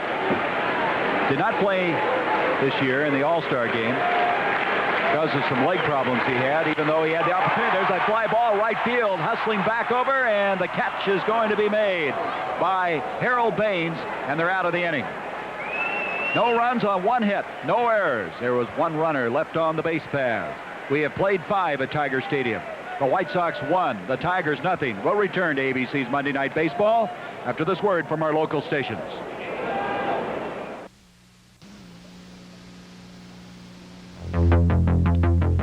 Corey McFerrin back in New York once again. Ivan Calderon, not the only defensive wizard tonight in the Giants-Dodgers game. This is Will Clark, the shot to center field. Here comes John Shelby, the diving, sliding grab. Meanwhile, Kevin Mitchell hustling back to first. Here's a throw. Double play. Los Angeles maintains a 3-2 lead in the 4th. Back to Gary and Jim. Well, from Chavez Ravine, that 3-2 score. 1-0 here, the White Sox with the lead. Enrique is leading things off. He'll be followed by Ozzie Guillen, and then the top of the order, Gary Reedus. Donnie Hill's home run, the difference in this ball game. Frank Tanana pitching for the Tigers, slow curve, and he caught the outside corner. T-Bone Shelby with that highlight insert there with a great catch. 1 for 21, Gary. Shows that you don't take your offensive woes to the outfield. Shelby, in the estimation of Lasorda, they don't know what they would have done without him in that outfield position since the trade with Baltimore. 1-2 pitch. Little blooper hit the center, and it's going to drop in for a base hit. Ball was not hit hard at all, but it drops in for the hit from Enrique. Coming up Saturday, ABC Sports will start your day with high-speed action at the International Race of Champions. Then on ABC's Wide World of Sports, 5-time world champion Greg Louganis, and more at the U.S. Outdoor Diving Championships live, plus the U.S. Long Course Swimming Championships. Also, and mark this one down, Ali Sheba and bet twice in their first rematch since the Belmont. It's the Haskell Invitational, and that's live. As you know, Alashiba won the Kentucky Derby in the Preakness and bet twice the Belmont. There's a butted tip down the third baseline foul. Ozzie Guillen trying to advance. The leadoff man who's on with a base hit, Manrique. So 3 hits in the ball game now for the White Sox. The big one, though, the home run by Donnie Hill. Bet twice. That was the horse that Pete Rose has a piece of. In fact, talked to him. We were there the week that Bet Twice won, and he sent Tony Perez into the clubhouse to find out who won the race. 1 strike now on Guillen, who lined out the last time to the shortstop. That's Manrique off first. A couple of reasons why Jim Fregosi would be bunting. Number one, they don't score a lot of runs, as we said. Lowest batting average in the American League. Second in runs scored from the bottom. Another bunt attempt, and this one is going to roll foul. So it's 2 strikes now on Ozzie Guillen. Also, Guillen, 290, over 290. You saw the batting average, but he's not a pull hitter. It's a perfect situation where you have a left-handed hitter. You use that first base hole, but you don't want him hitting the ball that way because he's not as good a hitter. And the number 3 reason is you have Scott Nielsen pitching a whale of a game, so you want to add to that 1-run lead, try to get a runner in scoring position. That was Doug Rader, the third base coach. Ed Brinkman down at first. Pitch, and he bunts with 2 strikes on him, and this one is going to roll foul, and he's going to be out of the ball game. So with 2 strikes on him, Guillen elects to try it again. Doesn't execute. They waited on this one. Good decision on the play. That'll be recorded as a strikeout. The 5th for Frank Tanana. Again, a lot of confidence in his ability to get the ball down. Right there. Noakes, good play. Noakes is only 23, but he plays like he's 10 years older. He has really shown some maturity, some savvy behind the plate. He and Mike Heath have given him outstanding catching in the absence of Lance Parrish.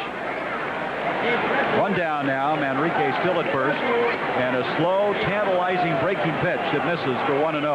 There was a very good comment, I thought, about Lance Parrish leaving. Scribe said that when Lance Parrish left, they lost a $100 bill, but they found 2 $50 bills in Heath and Noakes. They have made people forget about Parrish. 1 ball, no strikes, and it's even now at 1-1. And also, you have to give Sparky a lot of credit. He went out and got Heath after he went to St. Louis and failed miserably.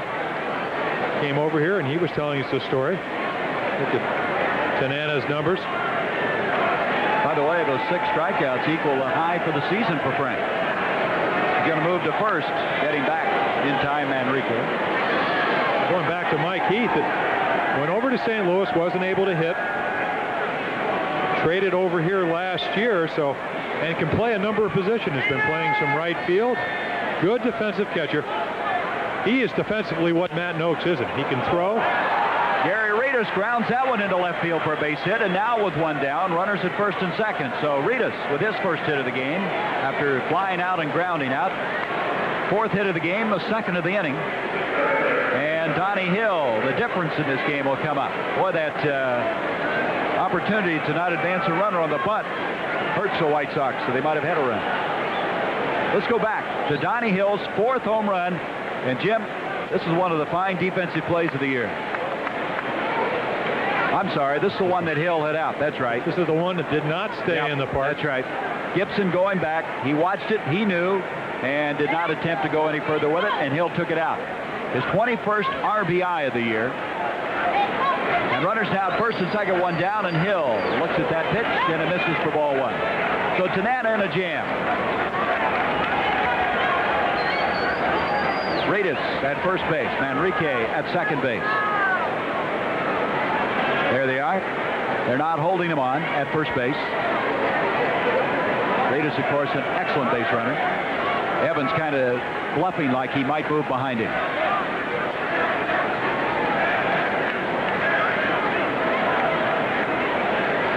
Tanana checks at second. Grounded third base side. Nice play by Brookins. Touches for the fourth. Throw to first, and he got the double play. Nice play by Tom Brookins at third base gets him out of a real jam.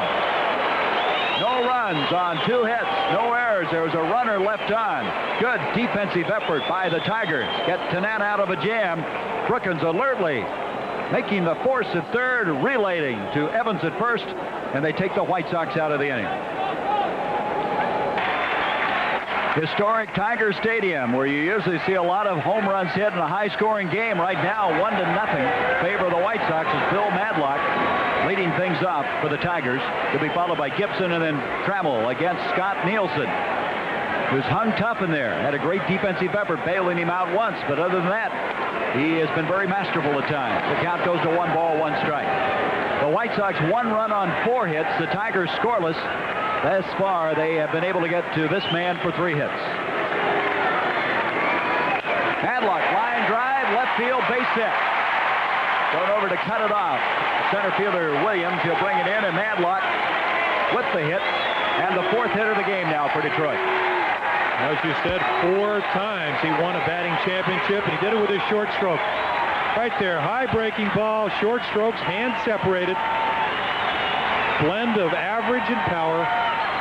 Came over here, hit very well, then went into a slump, hit 3 home runs in a ball game. And what he does, he sets the table for Kirk Gibson. Gibson has got himself out twice now, try to pull an outside pitch, and the last time with 2 men on, went for a ball that was about 6 inches off the ground. Let's see if he's a little more disciplined this time around. Gibson up, 0 for 2. Reached once on the fielder choice and able to steal second base. Madlock leads off, grounded to second. Enrique to Guillen to first. They got him, both of them, and Gibson really upsetted himself. So that erases that leadoff single in a hurry. Yeah, that's what the sinker ball does. We saw it last Monday night with Tommy John. You say, I'm going to lay off it. I'm going to make him bring the ball up. And right now you see again, waiting for a good pitch. The ball runs down and away. He tries to pull it. Let's see, does Guillen get the base? Nope, but doesn't matter apparently. That's one of those phantom plays, right? Well, you know you have to hurry with Kirk Gibson. So if you do that, you're going to cheat. And since the play is so obviously going to be an out at second base, a lot of times you get the what they call the general area. I mean, just in the neighborhood. Here's Trammell up, and he looks at a call strike. Trammell 0 for 2, and of course he was robbed of a home run. Look at it again now. Let's watch Ozzie Guillen. Real close, but if he hit it, it was certainly a very subtle little tap down there at second. Trammell fouls it back. Tag on a stolen base. A lot of times, and I know Mark Belanger, who played for years at Baltimore with me, would just drop the tag. A lot of times you don't even tag the runner, but that quick tag makes the umpire think that you did tag him. Right, you know who was best at that was Julian Javier when he played with the Cardinals. They called him the Phantom because many times I don't think he was even close to the bag, but he pulled it off. Well, imperative for infielders, quick feet and quick hands. They were holding up the play a little while. They had a banner that was put up out of left center field, and he wanted to be sure the background was all right for Trammell. Ready to go now. 2 strikes on Trammell, 2 down. And it's now 1 ball, 2 strikes. You look at Trammell, Jim, and he is not the prototype or the man that you would expect to bat cleanup. He's only 175 pounds, but he can drive the ball and has really done the job for him there. Well, I said, is there any difference? Here's a guy that, taking a look at Jim Fregosi, manager of the White Sox, and Alan said, all you have to do is you got to concentrate more. You're going to have more situations where you're in RBI situations. He was always a good hitter, but he was a passive hitter. Hit the ball the other way. Now he'll look for pitches to jerk. He's been around a lot, as you said, 10 years. Hit sharply. Manrique comes up throwing, and they get out of it. The double play gets them out of some difficulty. No runs on 1 hit, no errors, and nobody left. As we now have played 6 innings, it's still the White Sox by 1. Gary Bender with Jim Palmer. Tiger Stadium, where they've been playing baseball since 1900, as Harold Baines will lead things off. We told you that he's the all-time leading home run hitter for the White Sox. Number 155 occurred Wednesday. He moved ahead of Bill Melton, and this is it. His 16th home run of the year. That wasn't a cheap one either. Oh, he could have hit him a long way. Again, somewhat neutralized by left-handed pitching. Of the 21 he hit last year, 18 off right-handers, only 3 off left-handers. And Tanana, great job tonight so far.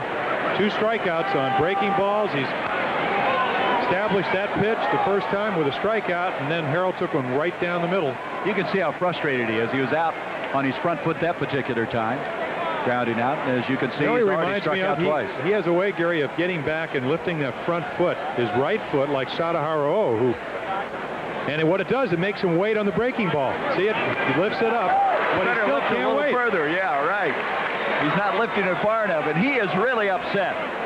Here he is returning to the outfield for the first time since opening day. Well, that's where he'd like to be right now, out in right field. But again, you have to give Tanana a lot of credit. And a swinging foul tip, he hung on, and the strikeout on Baines. That's the 7th strikeout of the ball game. But you don't put the numbers that Harold Baines puts on the board every year and be that type of hitter against lefties all the time. If Tanana is around the next time and Baines comes up and he gets one breaking ball belt high on the inside part of the plate, that's the type of pitch that Baines looking so bad will be able to hit. Calderon up 0 for 2. High fly ball center field. Going back is Chet Lemon. He's got this one gauged all the way. And there's 2 down. If you're going to hit him here, hit him to center field if you're a pitcher, right? You've got some room out there, but you start getting a little nervous when they get him left or right of that. 440 to straightaway center. And some nights, as you know, you have no control over what direction they're hitting them. I'm surprised to hear you say that. I thought you were in complete command at all times. Oh, yes. You come in here, and they lead off with, let's see, who's the second baseman? Dick McAuliffe, 20 home runs. Then you get Kaline and Horton and Cash and Freehand, Gates Brown, Mickey Stanley. He was the out man. He used to win gold gloves in center field. Tough lineup. They've always had a great offensive ball club here. They're talking about the 68 team and the 84 team, and now they're starting to talk about the 87 team. And the well, they're comparing them. They're comparing this team more to the 68 team than the 84 team. The 84 team won 35 out of their first 40 games and then played about 8 to 10 games over 500 the rest of the year. Of course, they did win the American League Championship Series against Kansas City and then beat San Diego in the World Series. Great start, and the 68 team played very well together. They have a lot of guys who can do a lot of different things on this Tiger team. Tonight, of course, they've been baffled. Gary Hairston baffled by that one, and the count goes to 1-1. That 68 team, Kaline was talking the other day. He thinks this very similar, and he should know. He was around. Boy, there's been some outstanding hitters. You think of the Greenbergs, the people that pounded pitching for so many years. The count goes to 1-2. 1 ball, 2 strikes, 2 down. We're in the top half of the 7th inning with the White Sox leading it 1-0. Tanana pitches, and it's grounded foul. Third base side. Rooster Rader down here making that outstanding defensive stop. And speaking of outstanding defensive plays, I mean, this game is rapidly speeding along, and if you're ever going to be a defensive player and you want to play behind a pitcher, it's somebody that works fast. Doug Rader, Gold Glover from the National League, known more for his glove than his managerial. Well, he has the longest tenure of anybody, though, with Texas. That's got some credibility, right? I guess. 1-2, slow curve. He didn't get it there, and it's 2-2. Tanana thought he had him. He was staring down to Dave Phillips, the home plate umpire. But you want the pitchers to work fast. Tanana gets the ball. He knows what he wants to do, and Scott Nielsen's pitched exactly the same way. 2-2 pitch. Line left field, and that's a fair ball. Headed into the corner. Hairston makes the turn. Gibson comes up throwing, and going in, sliding head first with a double is Hairston. Boy, I tell you, that guy can still run pretty well. You don't expect it from Hairston. 35 years of age, but he got down there in a hurry. And so did Kirk Gibson in the left field corner. He makes this play close. This is what happens when Tanana gets the ball up. Right in his eyes. He's been keeping it down. Now that's a sure double. But Gibson, as you said, plays left field, a new position. Throw is on one hop, on the money. Makes it close. But Hairston in second with 2 outs in scoring position. You know, if he hadn't gotten in head first, they might have gotten him on that play. Excellent play by Gibson. There again shows the advantage of being left-handed. The way he went to the foul line, able to come up, spin, and throw. Otherwise, you backhand the ball, you have to take a couple extra steps. And so that'll bring up Carlton Fisk, who struck out and grounded out. And we're going to put him on. Intentionally walked Fisk. That'll bring up Ken Williams, who's 0 for 2. Well, percentage baseball, only in the sense that Williams is hitting higher, but they have more respect for Fisk. Well, he's leading the American League in game-winning RBIs, so you don't forget a statistic like that. And you figure the third time around, Fisk is going to make some adjustments. Maybe Kenny Williams, first year in the major leagues, who won't be able to do that. Understand the Blue Jays have jumped out on top of the Boston Red Sox. There it is, 6-5. Barfield has a home run in that ball game. Burks, Greenwell also able to hit home runs early in the game. And that'll bring up now Williams, 0 for 2.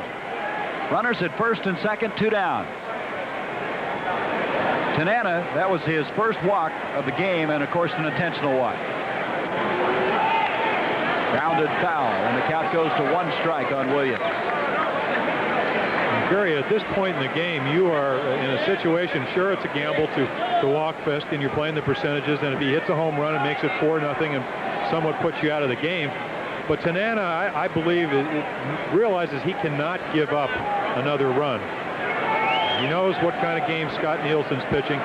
He is going to try to make the perfect pitch, as he's done all night, try to stay on the edges of the plate. Well, he'd like to keep him close because the Tigers are winning those one-run games this year. There's a pitch inside, and the count goes to 1-1. The last 16 one-run games, the Tigers have won 13 of them. We're almost at a point in this ball game where he will either make the pitch he wants to Williams or pitch to Manrique, who's on deck. 1-1 pitch to Williams. Swing and a miss. 1-2, and again, he took something off of it. And again, that inexperience, Williams swinging at an obvious ball. Shows you how effective both these pitchers have been. Thus far, the difference, the Donnie Hill home run, but now the White Sox trying to build that lead. He had a notion, a little low, and the count's 2-2, and Tanana came off the front of the mound again, expecting to get that called third strike. The ball a little bit low, but exactly the same swing that he swung at the pitch before. I hope you'll entice him to do it. The half swing, no strike. Hairston leads off a second. Fisk off the first. Pitch to Williams. He struck him out, and he's out of the inning. That's the 8th strikeout of the ball game for the veteran left-hander. And so he keeps the Tigers close. He keeps them within 1 run with this strikeout of Ken Williams. Leave 2 runners on. 1-0 Chicago. Want to show you how the Jays took that lead over Boston. 3 runs in the 6th. Here is the go-ahead score. George Bell, a man on third, lost the fly ball to right field. Mike Greenwell camps under it. He would make the catch. Lloyd Mosby tags, play at the plate, but he's safe by a mile. Toronto 6-5. Top of the 7th for Bell, his 81st RBI. American League's co-leader with Mark McGwire. Yesterday, the Tigers got a real scare. Their rookie catcher, Matt Noakes, was hit in the knee on a pitch ball. He reacted this way to the play.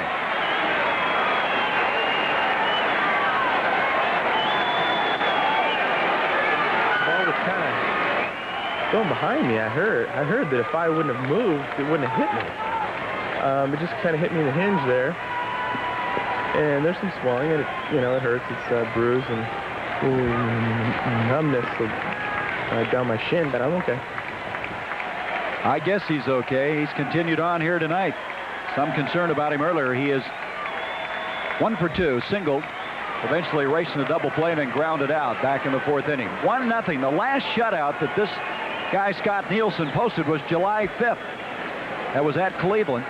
We mentioned his 7 victories thus far. 3 have been shutouts. But we're also talking about a pitcher that no doubt paid attention yesterday. Saw one of his fellow pitchers, talking about Rich Dotson, go into the 8th inning with a perfect game and end up losing the game. Not only losing the perfect game, the no-hitter, but the ball game. So he knows how perilous a 1-0 lead, not to mention a 2-0 lead as it was yesterday, can be. It's 1-0 here in favor of the White Sox. 1-2 the count now on Noakes outside, and it's 2-2. Noakes will be followed by Darrell Evans and Chet Lemon. Bottom of the 7th inning. 1-0. Donnie Hill's home run in the 4th. Look at this. Scott Bankhead threw the shutout at them back in 1986. And that was right here at Tiger Stadium. You don't throw a lot of shutouts in Tiger Stadium. Full count now to Matt Noakes. Boy, what a boost this could be to Jim Fregosi if Nielsen pitches well here. Dotson with a tough luck loss yesterday, or shouldn't say tough luck, but difficult loss. 7 1/3 perfect innings before he finally lost to the Yankees. Well, as we said, the White Sox do not score a lot of runs. They haven't done it tonight. They didn't do it yesterday. To win yesterday, he had to win 2-1. 3-2 pitch. Fly ball, left center field. That ball is hit deep, and it is out of here. A home run.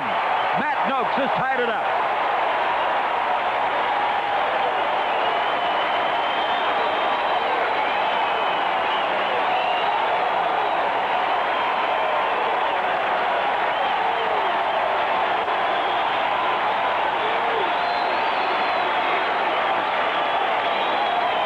First home run, 56 RBIs, and it's 1-1. That ball was hit quite a ways. That was hit in the power alley between the 400 and 365 foot mark. Well, he singled that way the first time. Then the shortstop, and then right over the shortstop's head into the stands. I don't think that knee's bothering him, do you? Not running around the bases. So home runs by Hill and now Noakes, and we're even at 1 as that brings up Darrell Evans, who's 0 for 2. He pops it up, first base side. Hairston hustling over. He's got room, and he's going to put it away. Let's go back to this home run by Noakes. Both Calderon and left and Williams in center had no chance to get to it. On a 3-2 pitch, you want to throw a strike leading off the inning, and you hope that he keeps it in the ballpark. As we said, a good hitter's ballpark. 365 to the left, 400 to the right. Right in between. Only a couple of rows, but it counts. Wind blowing out a little bit to left field. Boy, you wonder what kind of a player this guy's going to be before it's all over. Again, he would right now be the runner-up, I imagine, for Rookie of the Year behind Mark McGwire. In a lot of years, he'd be leading easily. There's Chet Lemon, line shot foul. Third base side. I mean, Noakes having a year that easily could win Rookie of the Year honors on most occasions. Well, and also, I mean, they knew when they got Matt Noakes that he could hit, but they weren't really sure whether he could catch, and he has had his problems. We talked about the slow release, but catching versus playing first base, and not to take anything away from Mark McGwire with 36 home runs, you're a full-time player if you're a catcher. You have to be attentive, you have to concentrate, and your job is to get the most out of your pitching staff. And Nielsen is definitely getting the ball up this inning. He got it up the notes. He homered. He got a hanging slider to Lemon. He just missed the double down left field line. I'm sure Jim Fregosi has his eye on him. Chet Lemon, count 1-1, fouls it back, and the count goes to 1 ball, 2 strikes.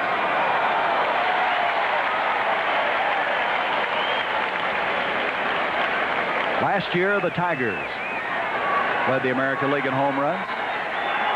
This year, they continue to hit the long ball. And Noakes has tied it up with a shot over the left center field wall. Well, you come here in Tiger Stadium and you just keep it close because you know you can erupt. You can really cause some problems in a hurry. 1-2 now to Chet Lemon. We're all even. Bottom of the 7th inning. Call strike 3. I don't think Lemon liked that, and Dave Phillips didn't like the way he got rid of his bat either. Well, it's an obvious strike. Again, this is the second time, and I talked to Chet before the game, and he's moved off the plate. Look at that pitch. Good pitch right on the corner. Chet strides in, thinks it's a ball. You got to be kidding me. Dropped the bat, and yeah, and the next time the plate will get even a little bit wider. It's 17 inches already. I understand. So Chet thinks it's about 22. Sheridan up, line to center field, and for a moment Williams looked like he had some trouble with it, but he gets there and he puts it away. But the Tigers tie it up on the home run by Matt Noakes. 1 run on 1 hit, nobody left on. We go now to the top of the 8th inning. We're all even at 1. 5 hits are also even. And both teams have scored on home runs. Donnie Hill with a home run in the 4th inning. And then Matt Noakes in the bottom of the 7th crashed his home run to tie it up. And that's where we are as Fred Manrique coming up to lead things off. Guillen to follow and Gary Reedus. Manrique, by the way, has 9 assists in this game already, Jim. And I understand the record is 12. So the way this game is going and the ground balls that Nielsen's been able to produce, he might get it before it's over. As we go to the top of the 8th inning. Tanana pitches, and it's line foul down the first base side, and the count goes to 0-2. So he has 6 more outs left. If my math has not failed me, he's 3 short. Very good, Gary. And Frank Tanana, as I said, into the 7th inning 17 out of 20 times. Now it's 18 out of 21, and that's something you want if you're a Sparky Anderson. Quality innings from a quality pitcher, and we've seen that tonight. 1 mistake, and that was a changeup up in the strike zone to Donnie Hill, and it was hit into the left field seats. That one's low, and the count goes to 1-2. And Dave Phillips wanted to look at the ball. The bottom of the order now in the top of the 8th. Enrique, Guillen, and the top of the order then Reedus. Enrique, a good high ball hitter. He got a high curveball and just kind of punched it into center the last time. Misses, and it's even now. 2 balls, 2 strikes. He singled back in the 6th inning. Struck out in the 3rd. Came in here hitting .219. Oh, he had a notion, went around, and he is a strikeout victim, number 9 for Tanana. Boy, there's more than one way to skin a cat, right? You can use it with a flamethrower or just out-finesse people, and that's what Tanana's doing tonight. Way out in front, and you know what? It's a good curveball. Is a curveball you don't pick up the spin, and it's so obvious from watching Fred swing at that pitch that he did not think it was a curveball until it was too late. Don't forget, Sports Night, Al Trautwig, one of the big events is going to be the announcement of the '88 Olympic hockey team. Do you suppose, do you hope, could happen like 1980 when they won the gold medal? The captain of that team, Michael Ruzioni, will be on with Al as they announce who's going to be in Calgary, and we'll be covering all that in February here on ABC. 1 ball, no strikes on Guillen with 1 down. Foul back. Tell you, Jim, that ball gets back here in a hurry. You ready for those? Nope.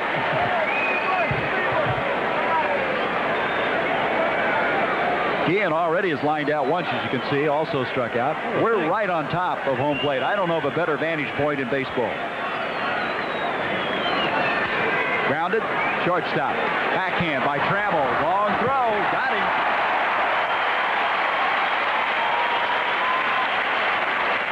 That was not an easy play. That was a long throw, and Guillen could motor, and he still got him.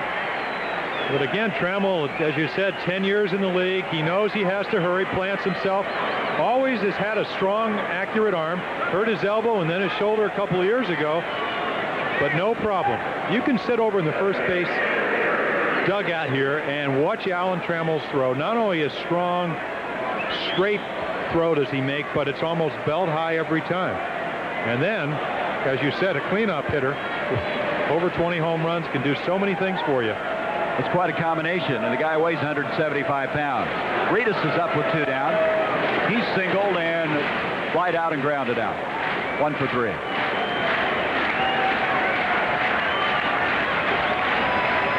Our score in the top of the 8th inning, and he had a notion. It's there for a called strike, and it's 1 ball, 1 strike. You know, the way Tanana's pitching, he could be the next Tommy John. He could be 44 years old still pitching in this league. Well, the 2 things that he doesn't do that Tommy John does. Number 1, he doesn't scuff the ball and cheat. You said that. I know that. All right, I'm a friend of Tommy, so am I. I just have so much respect for him. Grounded to second. Whoa, off the glove of Whitaker, and it'll go into center field. Reedus makes the turn. They got to watch him, the way he can run. Well, you saw Trammell pointing at somebody better get to second base. As we said, Reedus with tremendous speed, 31 stolen bases. If he wasn't hitting as low as he is, which is in the 2 teens, he'd have about 50 stolen bases. This is where you can help yourself. Tanana doesn't come up with it. They're going to score that a base hit. Ooh. You don't agree with that? No, I was a little skeptical too, but it is a base hit.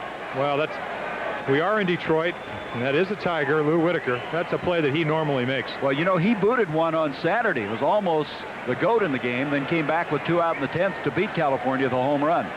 Whitaker does not commit a lot of errors. If you look back at him historically. Not with those scoring decisions. But he's committed only 11 errors each of the last 2 years. Oh, he's an excellent fielder. Slow grass here, gets to a lot of balls. I think that if you ask him, should that have been an error? I'm sure he's happy he didn't get it. Don't get me wrong. Anyway, goes as the 6th hit of the game for the White Sox.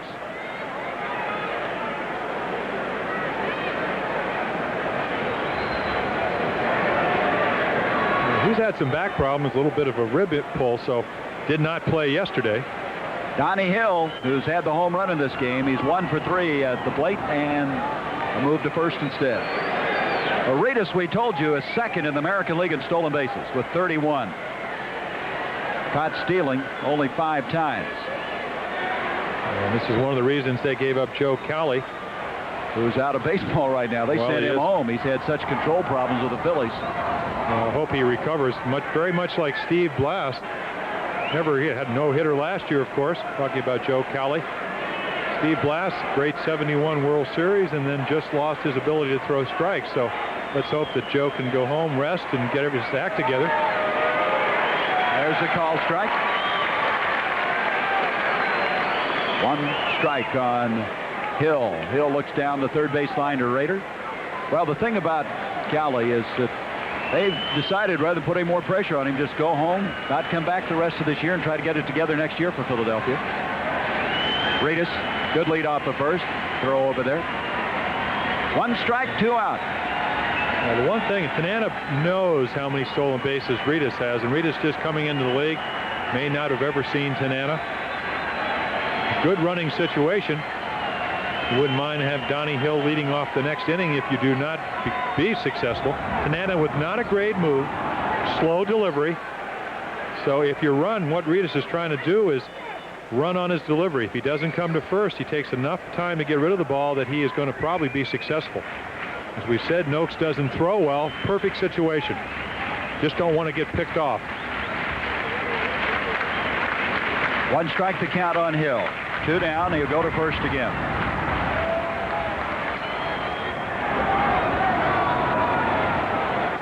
1-1 our score if you've just joined us for the top half of the 8th inning. 2 down. The White Sox with a go-ahead run represented by number 21, Gary Aretas. That's Evans holding him on. Donnie Hill at the plate. He's hit the home run to score the only run for the White Sox. Big week for Tiger fans. This series, the Yankee series, a 4-game series this weekend. 20 of the 23 games after the All-Star break played right here in Tiger Stadium. Detroit would like to move ahead at that time. There's a fly ball right field and hit right at the right fielder Sheridan, and that retires the side. No runs on 1 hit, no errors, 1 left. We'll return to ABC's Monday Night Baseball after this message and news headlines from our local stations.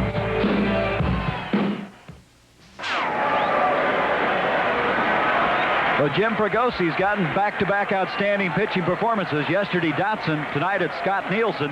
1-1 as we go to the bottom of the 8th, and Sparky Anderson.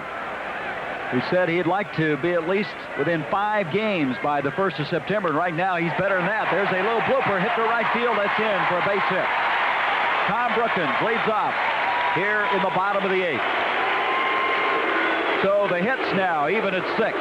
The runs are even, and that's going to bring up the top of the order in Lou Whitaker.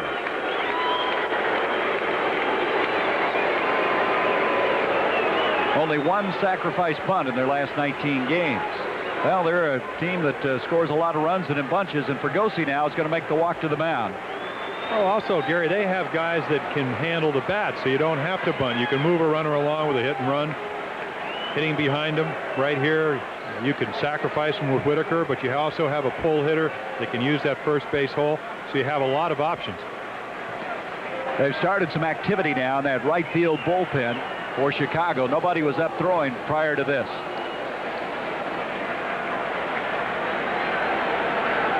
Ray Serrage is the left-hander, the former Milwaukee Brewer out there.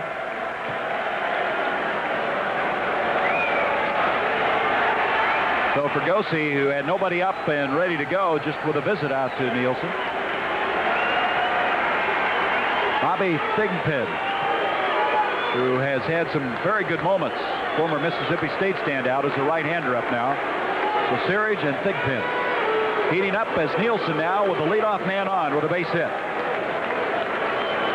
Whitaker thus far has walked once, flied out, and grounded out. Throw to first.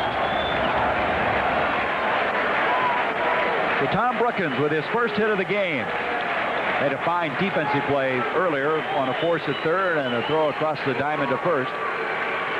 Good lead at first. He's going. The pitch swung on, line to right field. It's going to get in for a base hit. Brookins is on his way to third. Whitaker holds on at first with a base hit.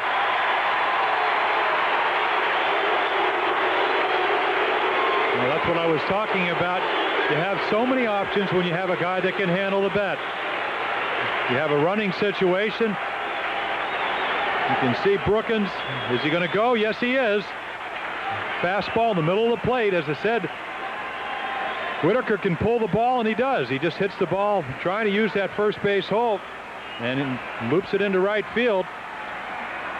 Situation, a lot of times, Gary, when you don't know whether they're bunting, you'll start the hitter off with a breaking ball. Of course, with that jump, Brookins most likely would have stolen second base. So 2 men are on, and there's nobody out. At third is Brookins. At first base, Whitaker. Back-to-back singles. And Bill Madlock is up. He is singled and walked. Reached on a fielder's choice. Line shot, left field, and it's going to drop in for a base hit. Brookins will score easily. Here's a play at third. Going there late was Whitaker. Throw to second. Madlock is in safely.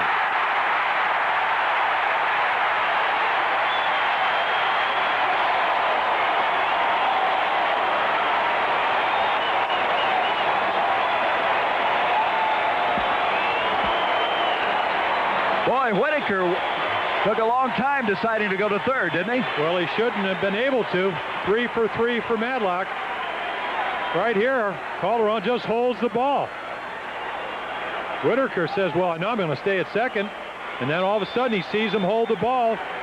Throw is offline, almost gets hit right in the right side of the head. Now we're going to have a pinch runner, Bill Madlock, coming out of the ball game. So Madlock with the RBI single will sit down. His 22nd RBI of the year, and it's a 2-1 game, and runners at second and third. An awful defense. It keeps you out of the double play. One pitch could have put you in a situation where you're going to have 2 outs and have a chance to get the third out and still be in the ball game. They're going to intentionally walk Gibson. They'll load him up, and that will bring up Alan Trammell. So you can see how that doesn't go down as an error by Calderon, but what it does is make you walk the bases loaded. Again, Calderon's been playing right field. He's in left field. You never know how that affects somebody. But he did hold the ball, and Whitaker alertly took the additional base on him, and Gibson's on.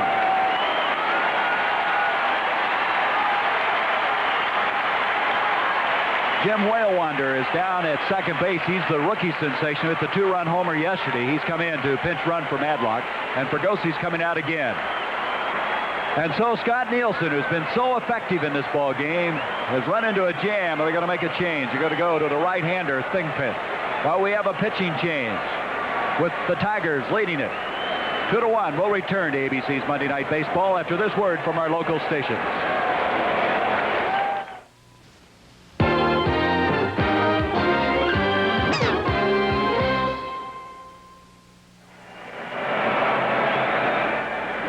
Alan Trammell has the chance now to really open this game wide up. The bases loaded as he'll come up. You know, it's interesting. Very, very few shortstops ever bat in the cleanup position.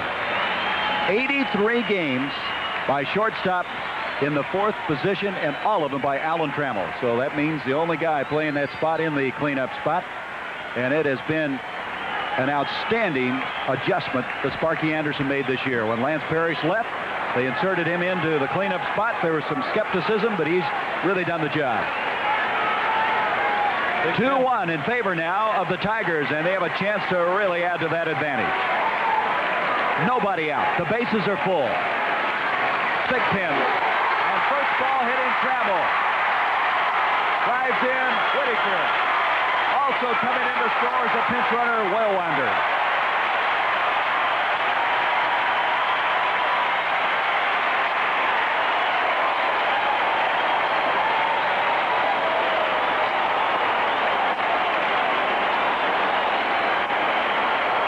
Well, fastball pitcher to fastball hitter, nobody playing there. He talked about his concentration. He got a good pitch to hit it hard for his first hit tonight. Plates 2 runs.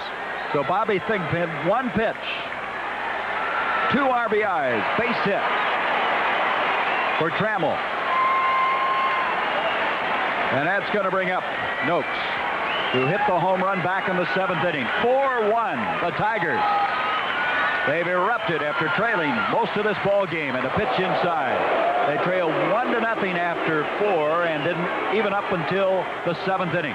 And now, thus far, erupting here in the bottom of the 8th inning. Thigpen, a former Mississippi State standout. He was a teammate of Rafael Palmeiro, who's with the Cubs. Also Will Clark of the Giants. He steps off. Driving, gets him back into second base. Trammell down at first. 2 runners still on. Trammell getting 2 of them home.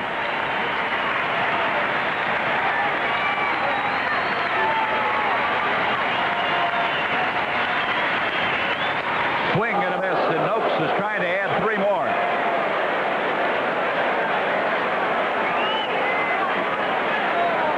Here's your home run swing. A little bit out of the strike zone, but that wasn't a left field swing. That was a right field swing. The 1-0 swing where you look for the fastball, you get it, and you have a good, healthy cut. Trying to get out to Trumbull Avenue, which is over the right field roof. Coming into this year, 21 have cleared that right field roof, believe it or not. Pitch inside. Count goes to 2 balls and a strike. Thus far in this inning, 3 runs on 4 hits. Still 2 men on. Kind of surprising with the Searage, the left-hander, down there with Noakes. You know you most likely won't pinch hit for him. Darrell Evans on deck. Might pinch hit for him that you don't make a pitching change. Especially when Noakes hitting as well as he is. He had a notion. It was there anyway. And the count goes to 2-2. Thigpen was an outfielder for Mississippi State as well as a pitcher. He was sent down to the minors. They were going to make a starter out of him, but I think they've resolved the fact that they will be in a relief role. Well, he does not have that many pitches. A little bit of a slider, not much of a changeup, and his best pitch is his fastball. So when he's tough, he has a good one. 2-2, foul back, and the count stays at 2-2. Gibson down at second, Trammell down at first. It all began on a base hit by Brookins. Whitaker followed with a single. Matlock with an RBI single. Then they intentionally walked Kirk Gibson. A base hit, 2 RBI single for Trammell. And that's where we are right now. Still nobody out. Bottom half of the 8th. The Tigers erupting. Noakes backs out of there.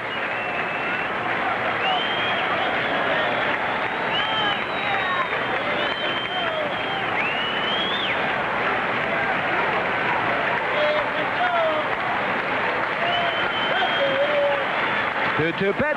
He struck him out. Big strikeout for Thigpen, the first out of the inning.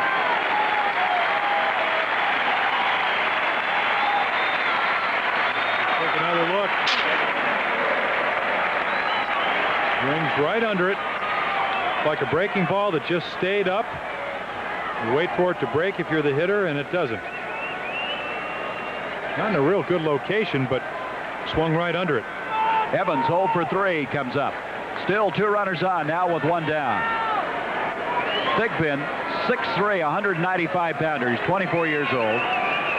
Last year he was 2-0 with 7 saves coming up at the tail end of the year for the White Sox.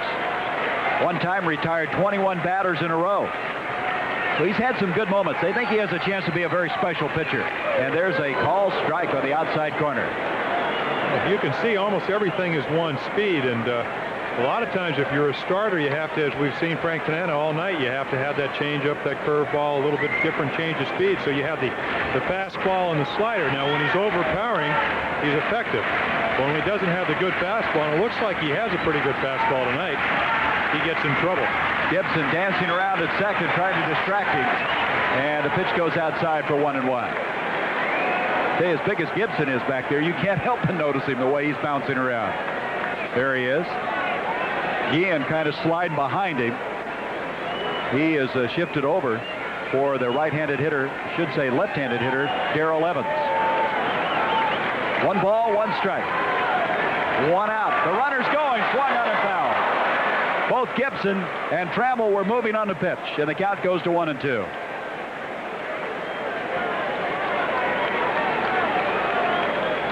Well, again, the 1-1 count. Sparky knowing Evans has a pretty good eye. You also have 2 guys in Gibson and Trammell that can steal bases. Trammell hasn't stolen that many this year. He's had a quadricep pull.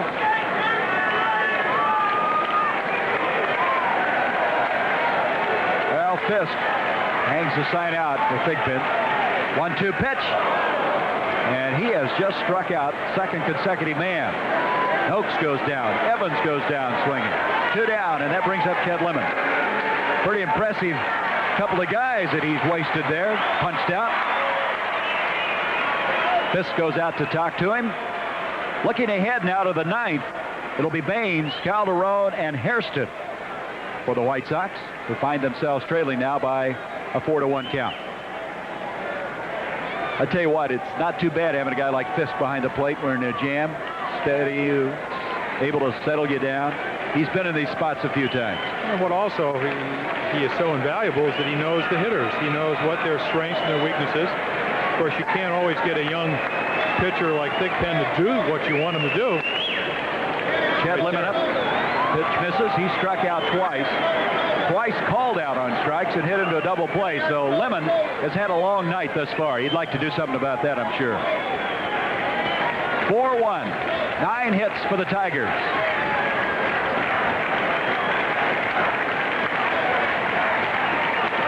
Strike called.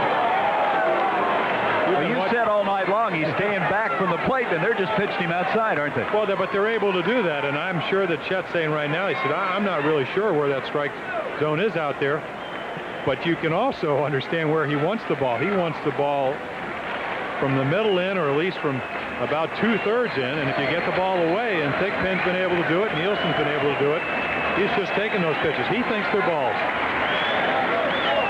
Stepping off the rubber is Thigpen. He drives Gibson back into second. The reason he moved off, Gary, is that they used to just pitch him in, and then you get a little bit older, you're not as quick, you have to make some adjustments. They haven't worked tonight, but over the course of the season they have. Got that one up high, and the count goes to 2-1. So Thigpen trying to stop it here in relief of Scott Nielsen. Nielsen had pitched so effectively, and then he got into the 8th inning, and bang, bang, bang. 4 hits, 3 runs. This guy's come on to strike out the first too many space. Lemon, high fly ball, left field, hooking, and it's going to go foul, and back into the stands. Got way out ahead on that one. So it's 2-2 now on Lemon.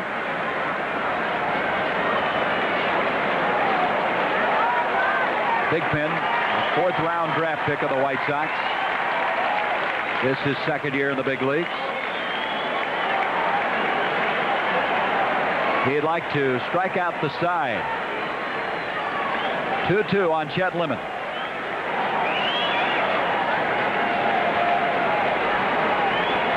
Here it comes. And now it's full, and everybody's going to be moving. 3-2 and 2 out. Gibson will be moving off of second. Trammell at first. There's Kirk. Thigpen with a 3-2 pitch, ready now to Lemon.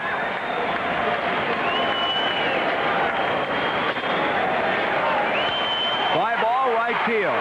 Hustling over and to make the catch and put it away very effectively is Baines in right field. But the Tigers are up for 4 runs on 3 hits. No errors. There were 2 left on. The White Sox now down by 3. Well, Frank Tanana would like to close it out right here. 4-1 as we go now to the top of the 9th inning. By the way, I guess some congratulations are in order for a guy that was not a bad pitcher himself, Don Drysdale. Inducted last year to the Hall of Fame. He and his wife, Ann, had a young son, I think, on his 51st birthday. He's not that old, is he? No, he doesn't look it. Man I've worked with many years. Went into the Hall of Fame last year. I guess also our congratulations to Ray Dandridge and Billy Williams and Catfish Hunter. And Jack Buck. Yes. Man of your ilk. Yes, and sir. And a now, very good friend. Very good friend. And a real pro. Well, some catching up to do now for the White Sox. Baines will lead off. Calderon, and that's a comebacker to Tanana. And the veteran's going to underhand it to Evans. Going to be sure on that one. What a performance by Tanana. This would be the 3rd time this year he's beaten the White Sox. He started out the year 2-0, picking up both his wins against the Pale Hose. Well, 9 wins, and this would be also be, it won't be a shutout, but he already has 2 shutouts. So, as we said, he's been pitching very well. 1 bad outing last time got him out of the league ERA leaders. Calderon looks at a pitch missing. He has 1 base hit. That coming back in the 2nd inning. Willie Hernandez, one of 2 guys throwing in the Tiger bullpen as Calderon fouls that one to the right. Well, let me give you a stat. Last year in 1986, when a team scored 3 or more runs, they won 83% of their games. And I'm talking about throughout the major leagues. Tonight, a 3-run inning in the 8th inning did it for the Tigers. Calderon times that one beautifully and pumps it to center field for a base hit. Boy, he waited on that one, didn't he? Timed it very well. As I said earlier, that's what he does so well. I mean, and what they've been able to do is he waits. He can hit home runs to right field as well as left, so you have a tendency to wait a little bit longer because you don't have to worry about hitting that fly ball and have it be caught. Sometimes that ball will carry out. And going back to the other statement, when you score 3 or more runs in an inning, 83 of the time, percent of the time you win. So Hairston now up. He doubled back in the 7th. Head first slide into 2nd. The other guy is Mike Henneman, the right-hander, who's 8-0 this year. What a surprise he has been. Former Oklahoma State standout. He, along with Willie Hernandez, warming up should Tanana need some relief. 1 on and 1 out, and Hairston looks at a pitch missing for ball 1. They will not hold Calderon on at first, as the White Sox need some more base runners, trailing 4-1, top of the 9th. Hairston most likely will take a pitch. And he did just that, and it's 1-1.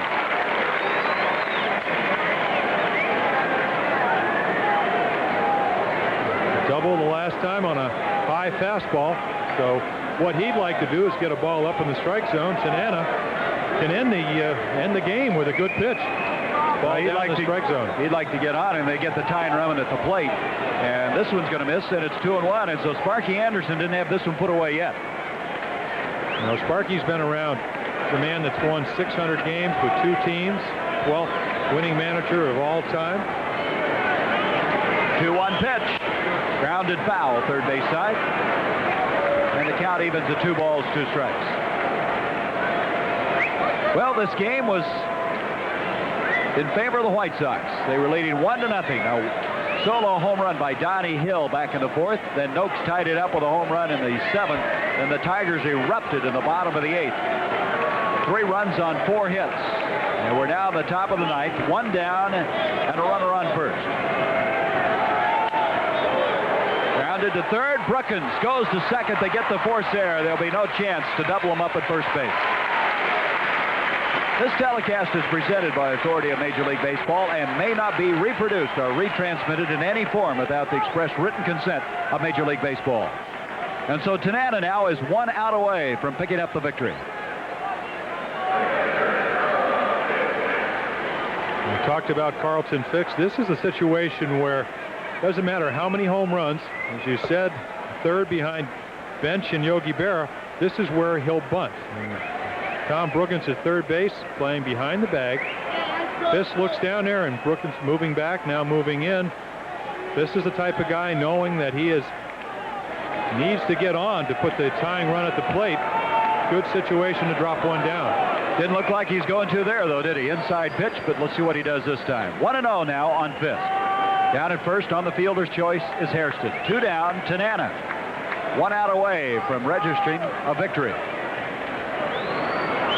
See, Fisk has not hit Tanana well. This ball hit left field, catchable. Drifting over the center fielder, Lemon. He puts it away. And Frank Tanana and the Tigers have won it 4-1. They came in here trailing the Yankees by a game. The Yankees idle playing in the Hall of Fame game. Toronto was winning their game, and so they will remain ahead of the Blue Jays regardless of what happens in that game tonight. We'll be back with more here from Tiger Stadium. 34-year-old left-hander Frank Tanana, a strong pitching performance, allowing 7 hits, the 1 run, a home run by Donnie Hill. Frank Tanana picks up his 10th win of the year. He's 10-7 as he goes the distance. Struck out 9, walked 2, allowed 7 hits. The big blow, the home run by Donnie Hill. And by the way, matches his record of 1985, his first year with the Tigers when he was 10-7. Scott Nielsen pitched a strong game, but he ran into real difficulty in the 8th inning. He went 7 innings, giving up 4 runs, 9 hits. He struck out 3. Big Pin coming in and then retiring the side in order after that particular point. Noakes with his 22nd home run, Hill with his 4th, and Jim Palmer and I will be back with more in just a moment.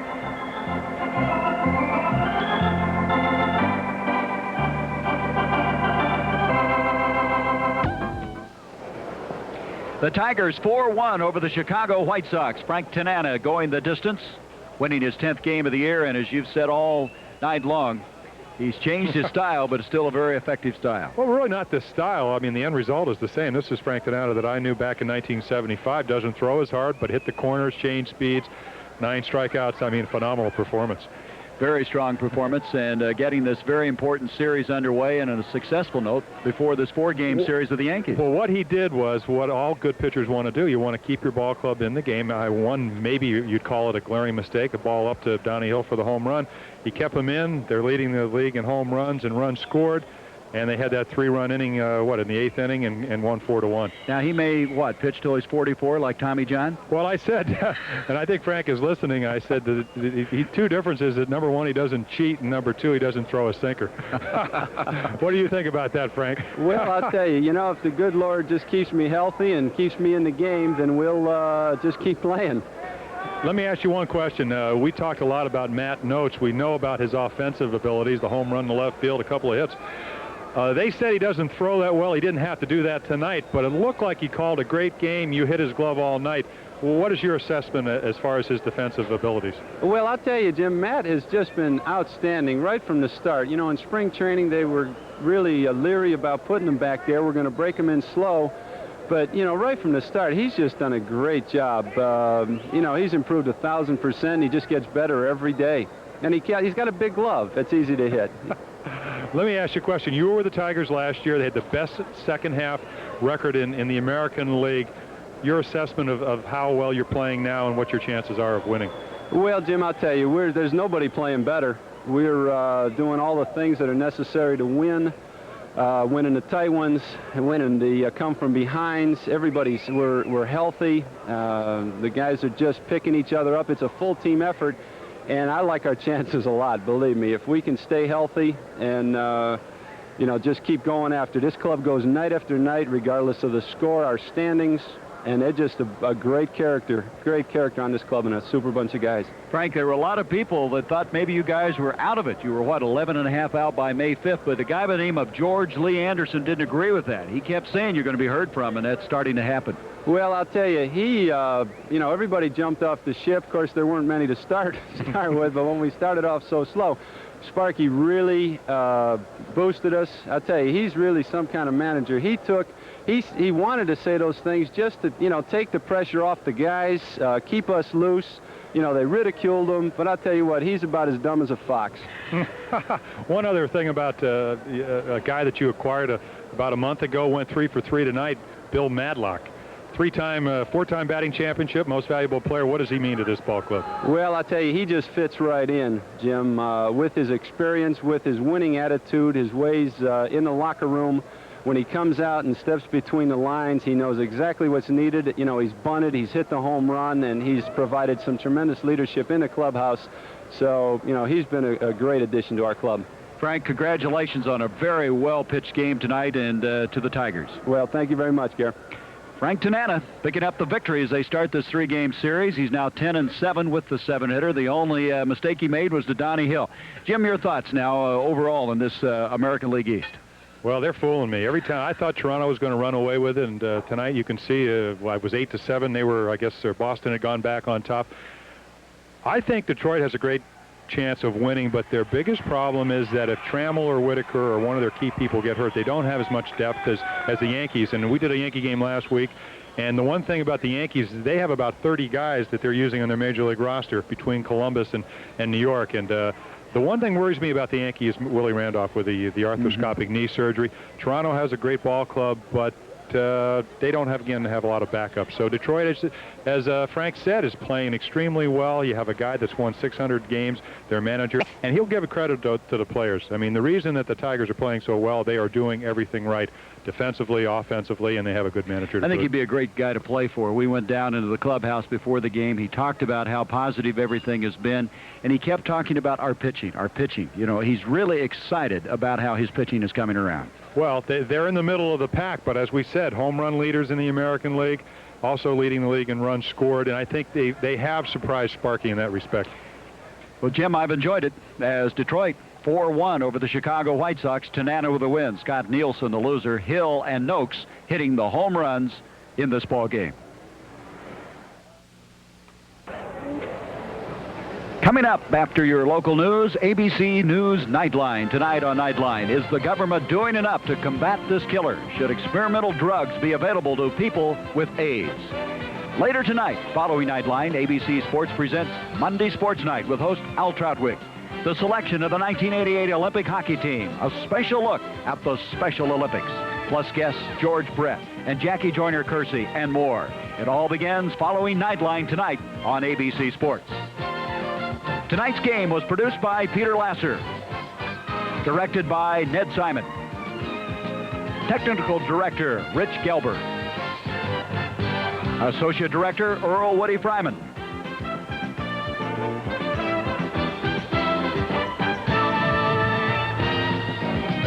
This has been a presentation of ABC Sports, recognized around the world as the leader in sports television.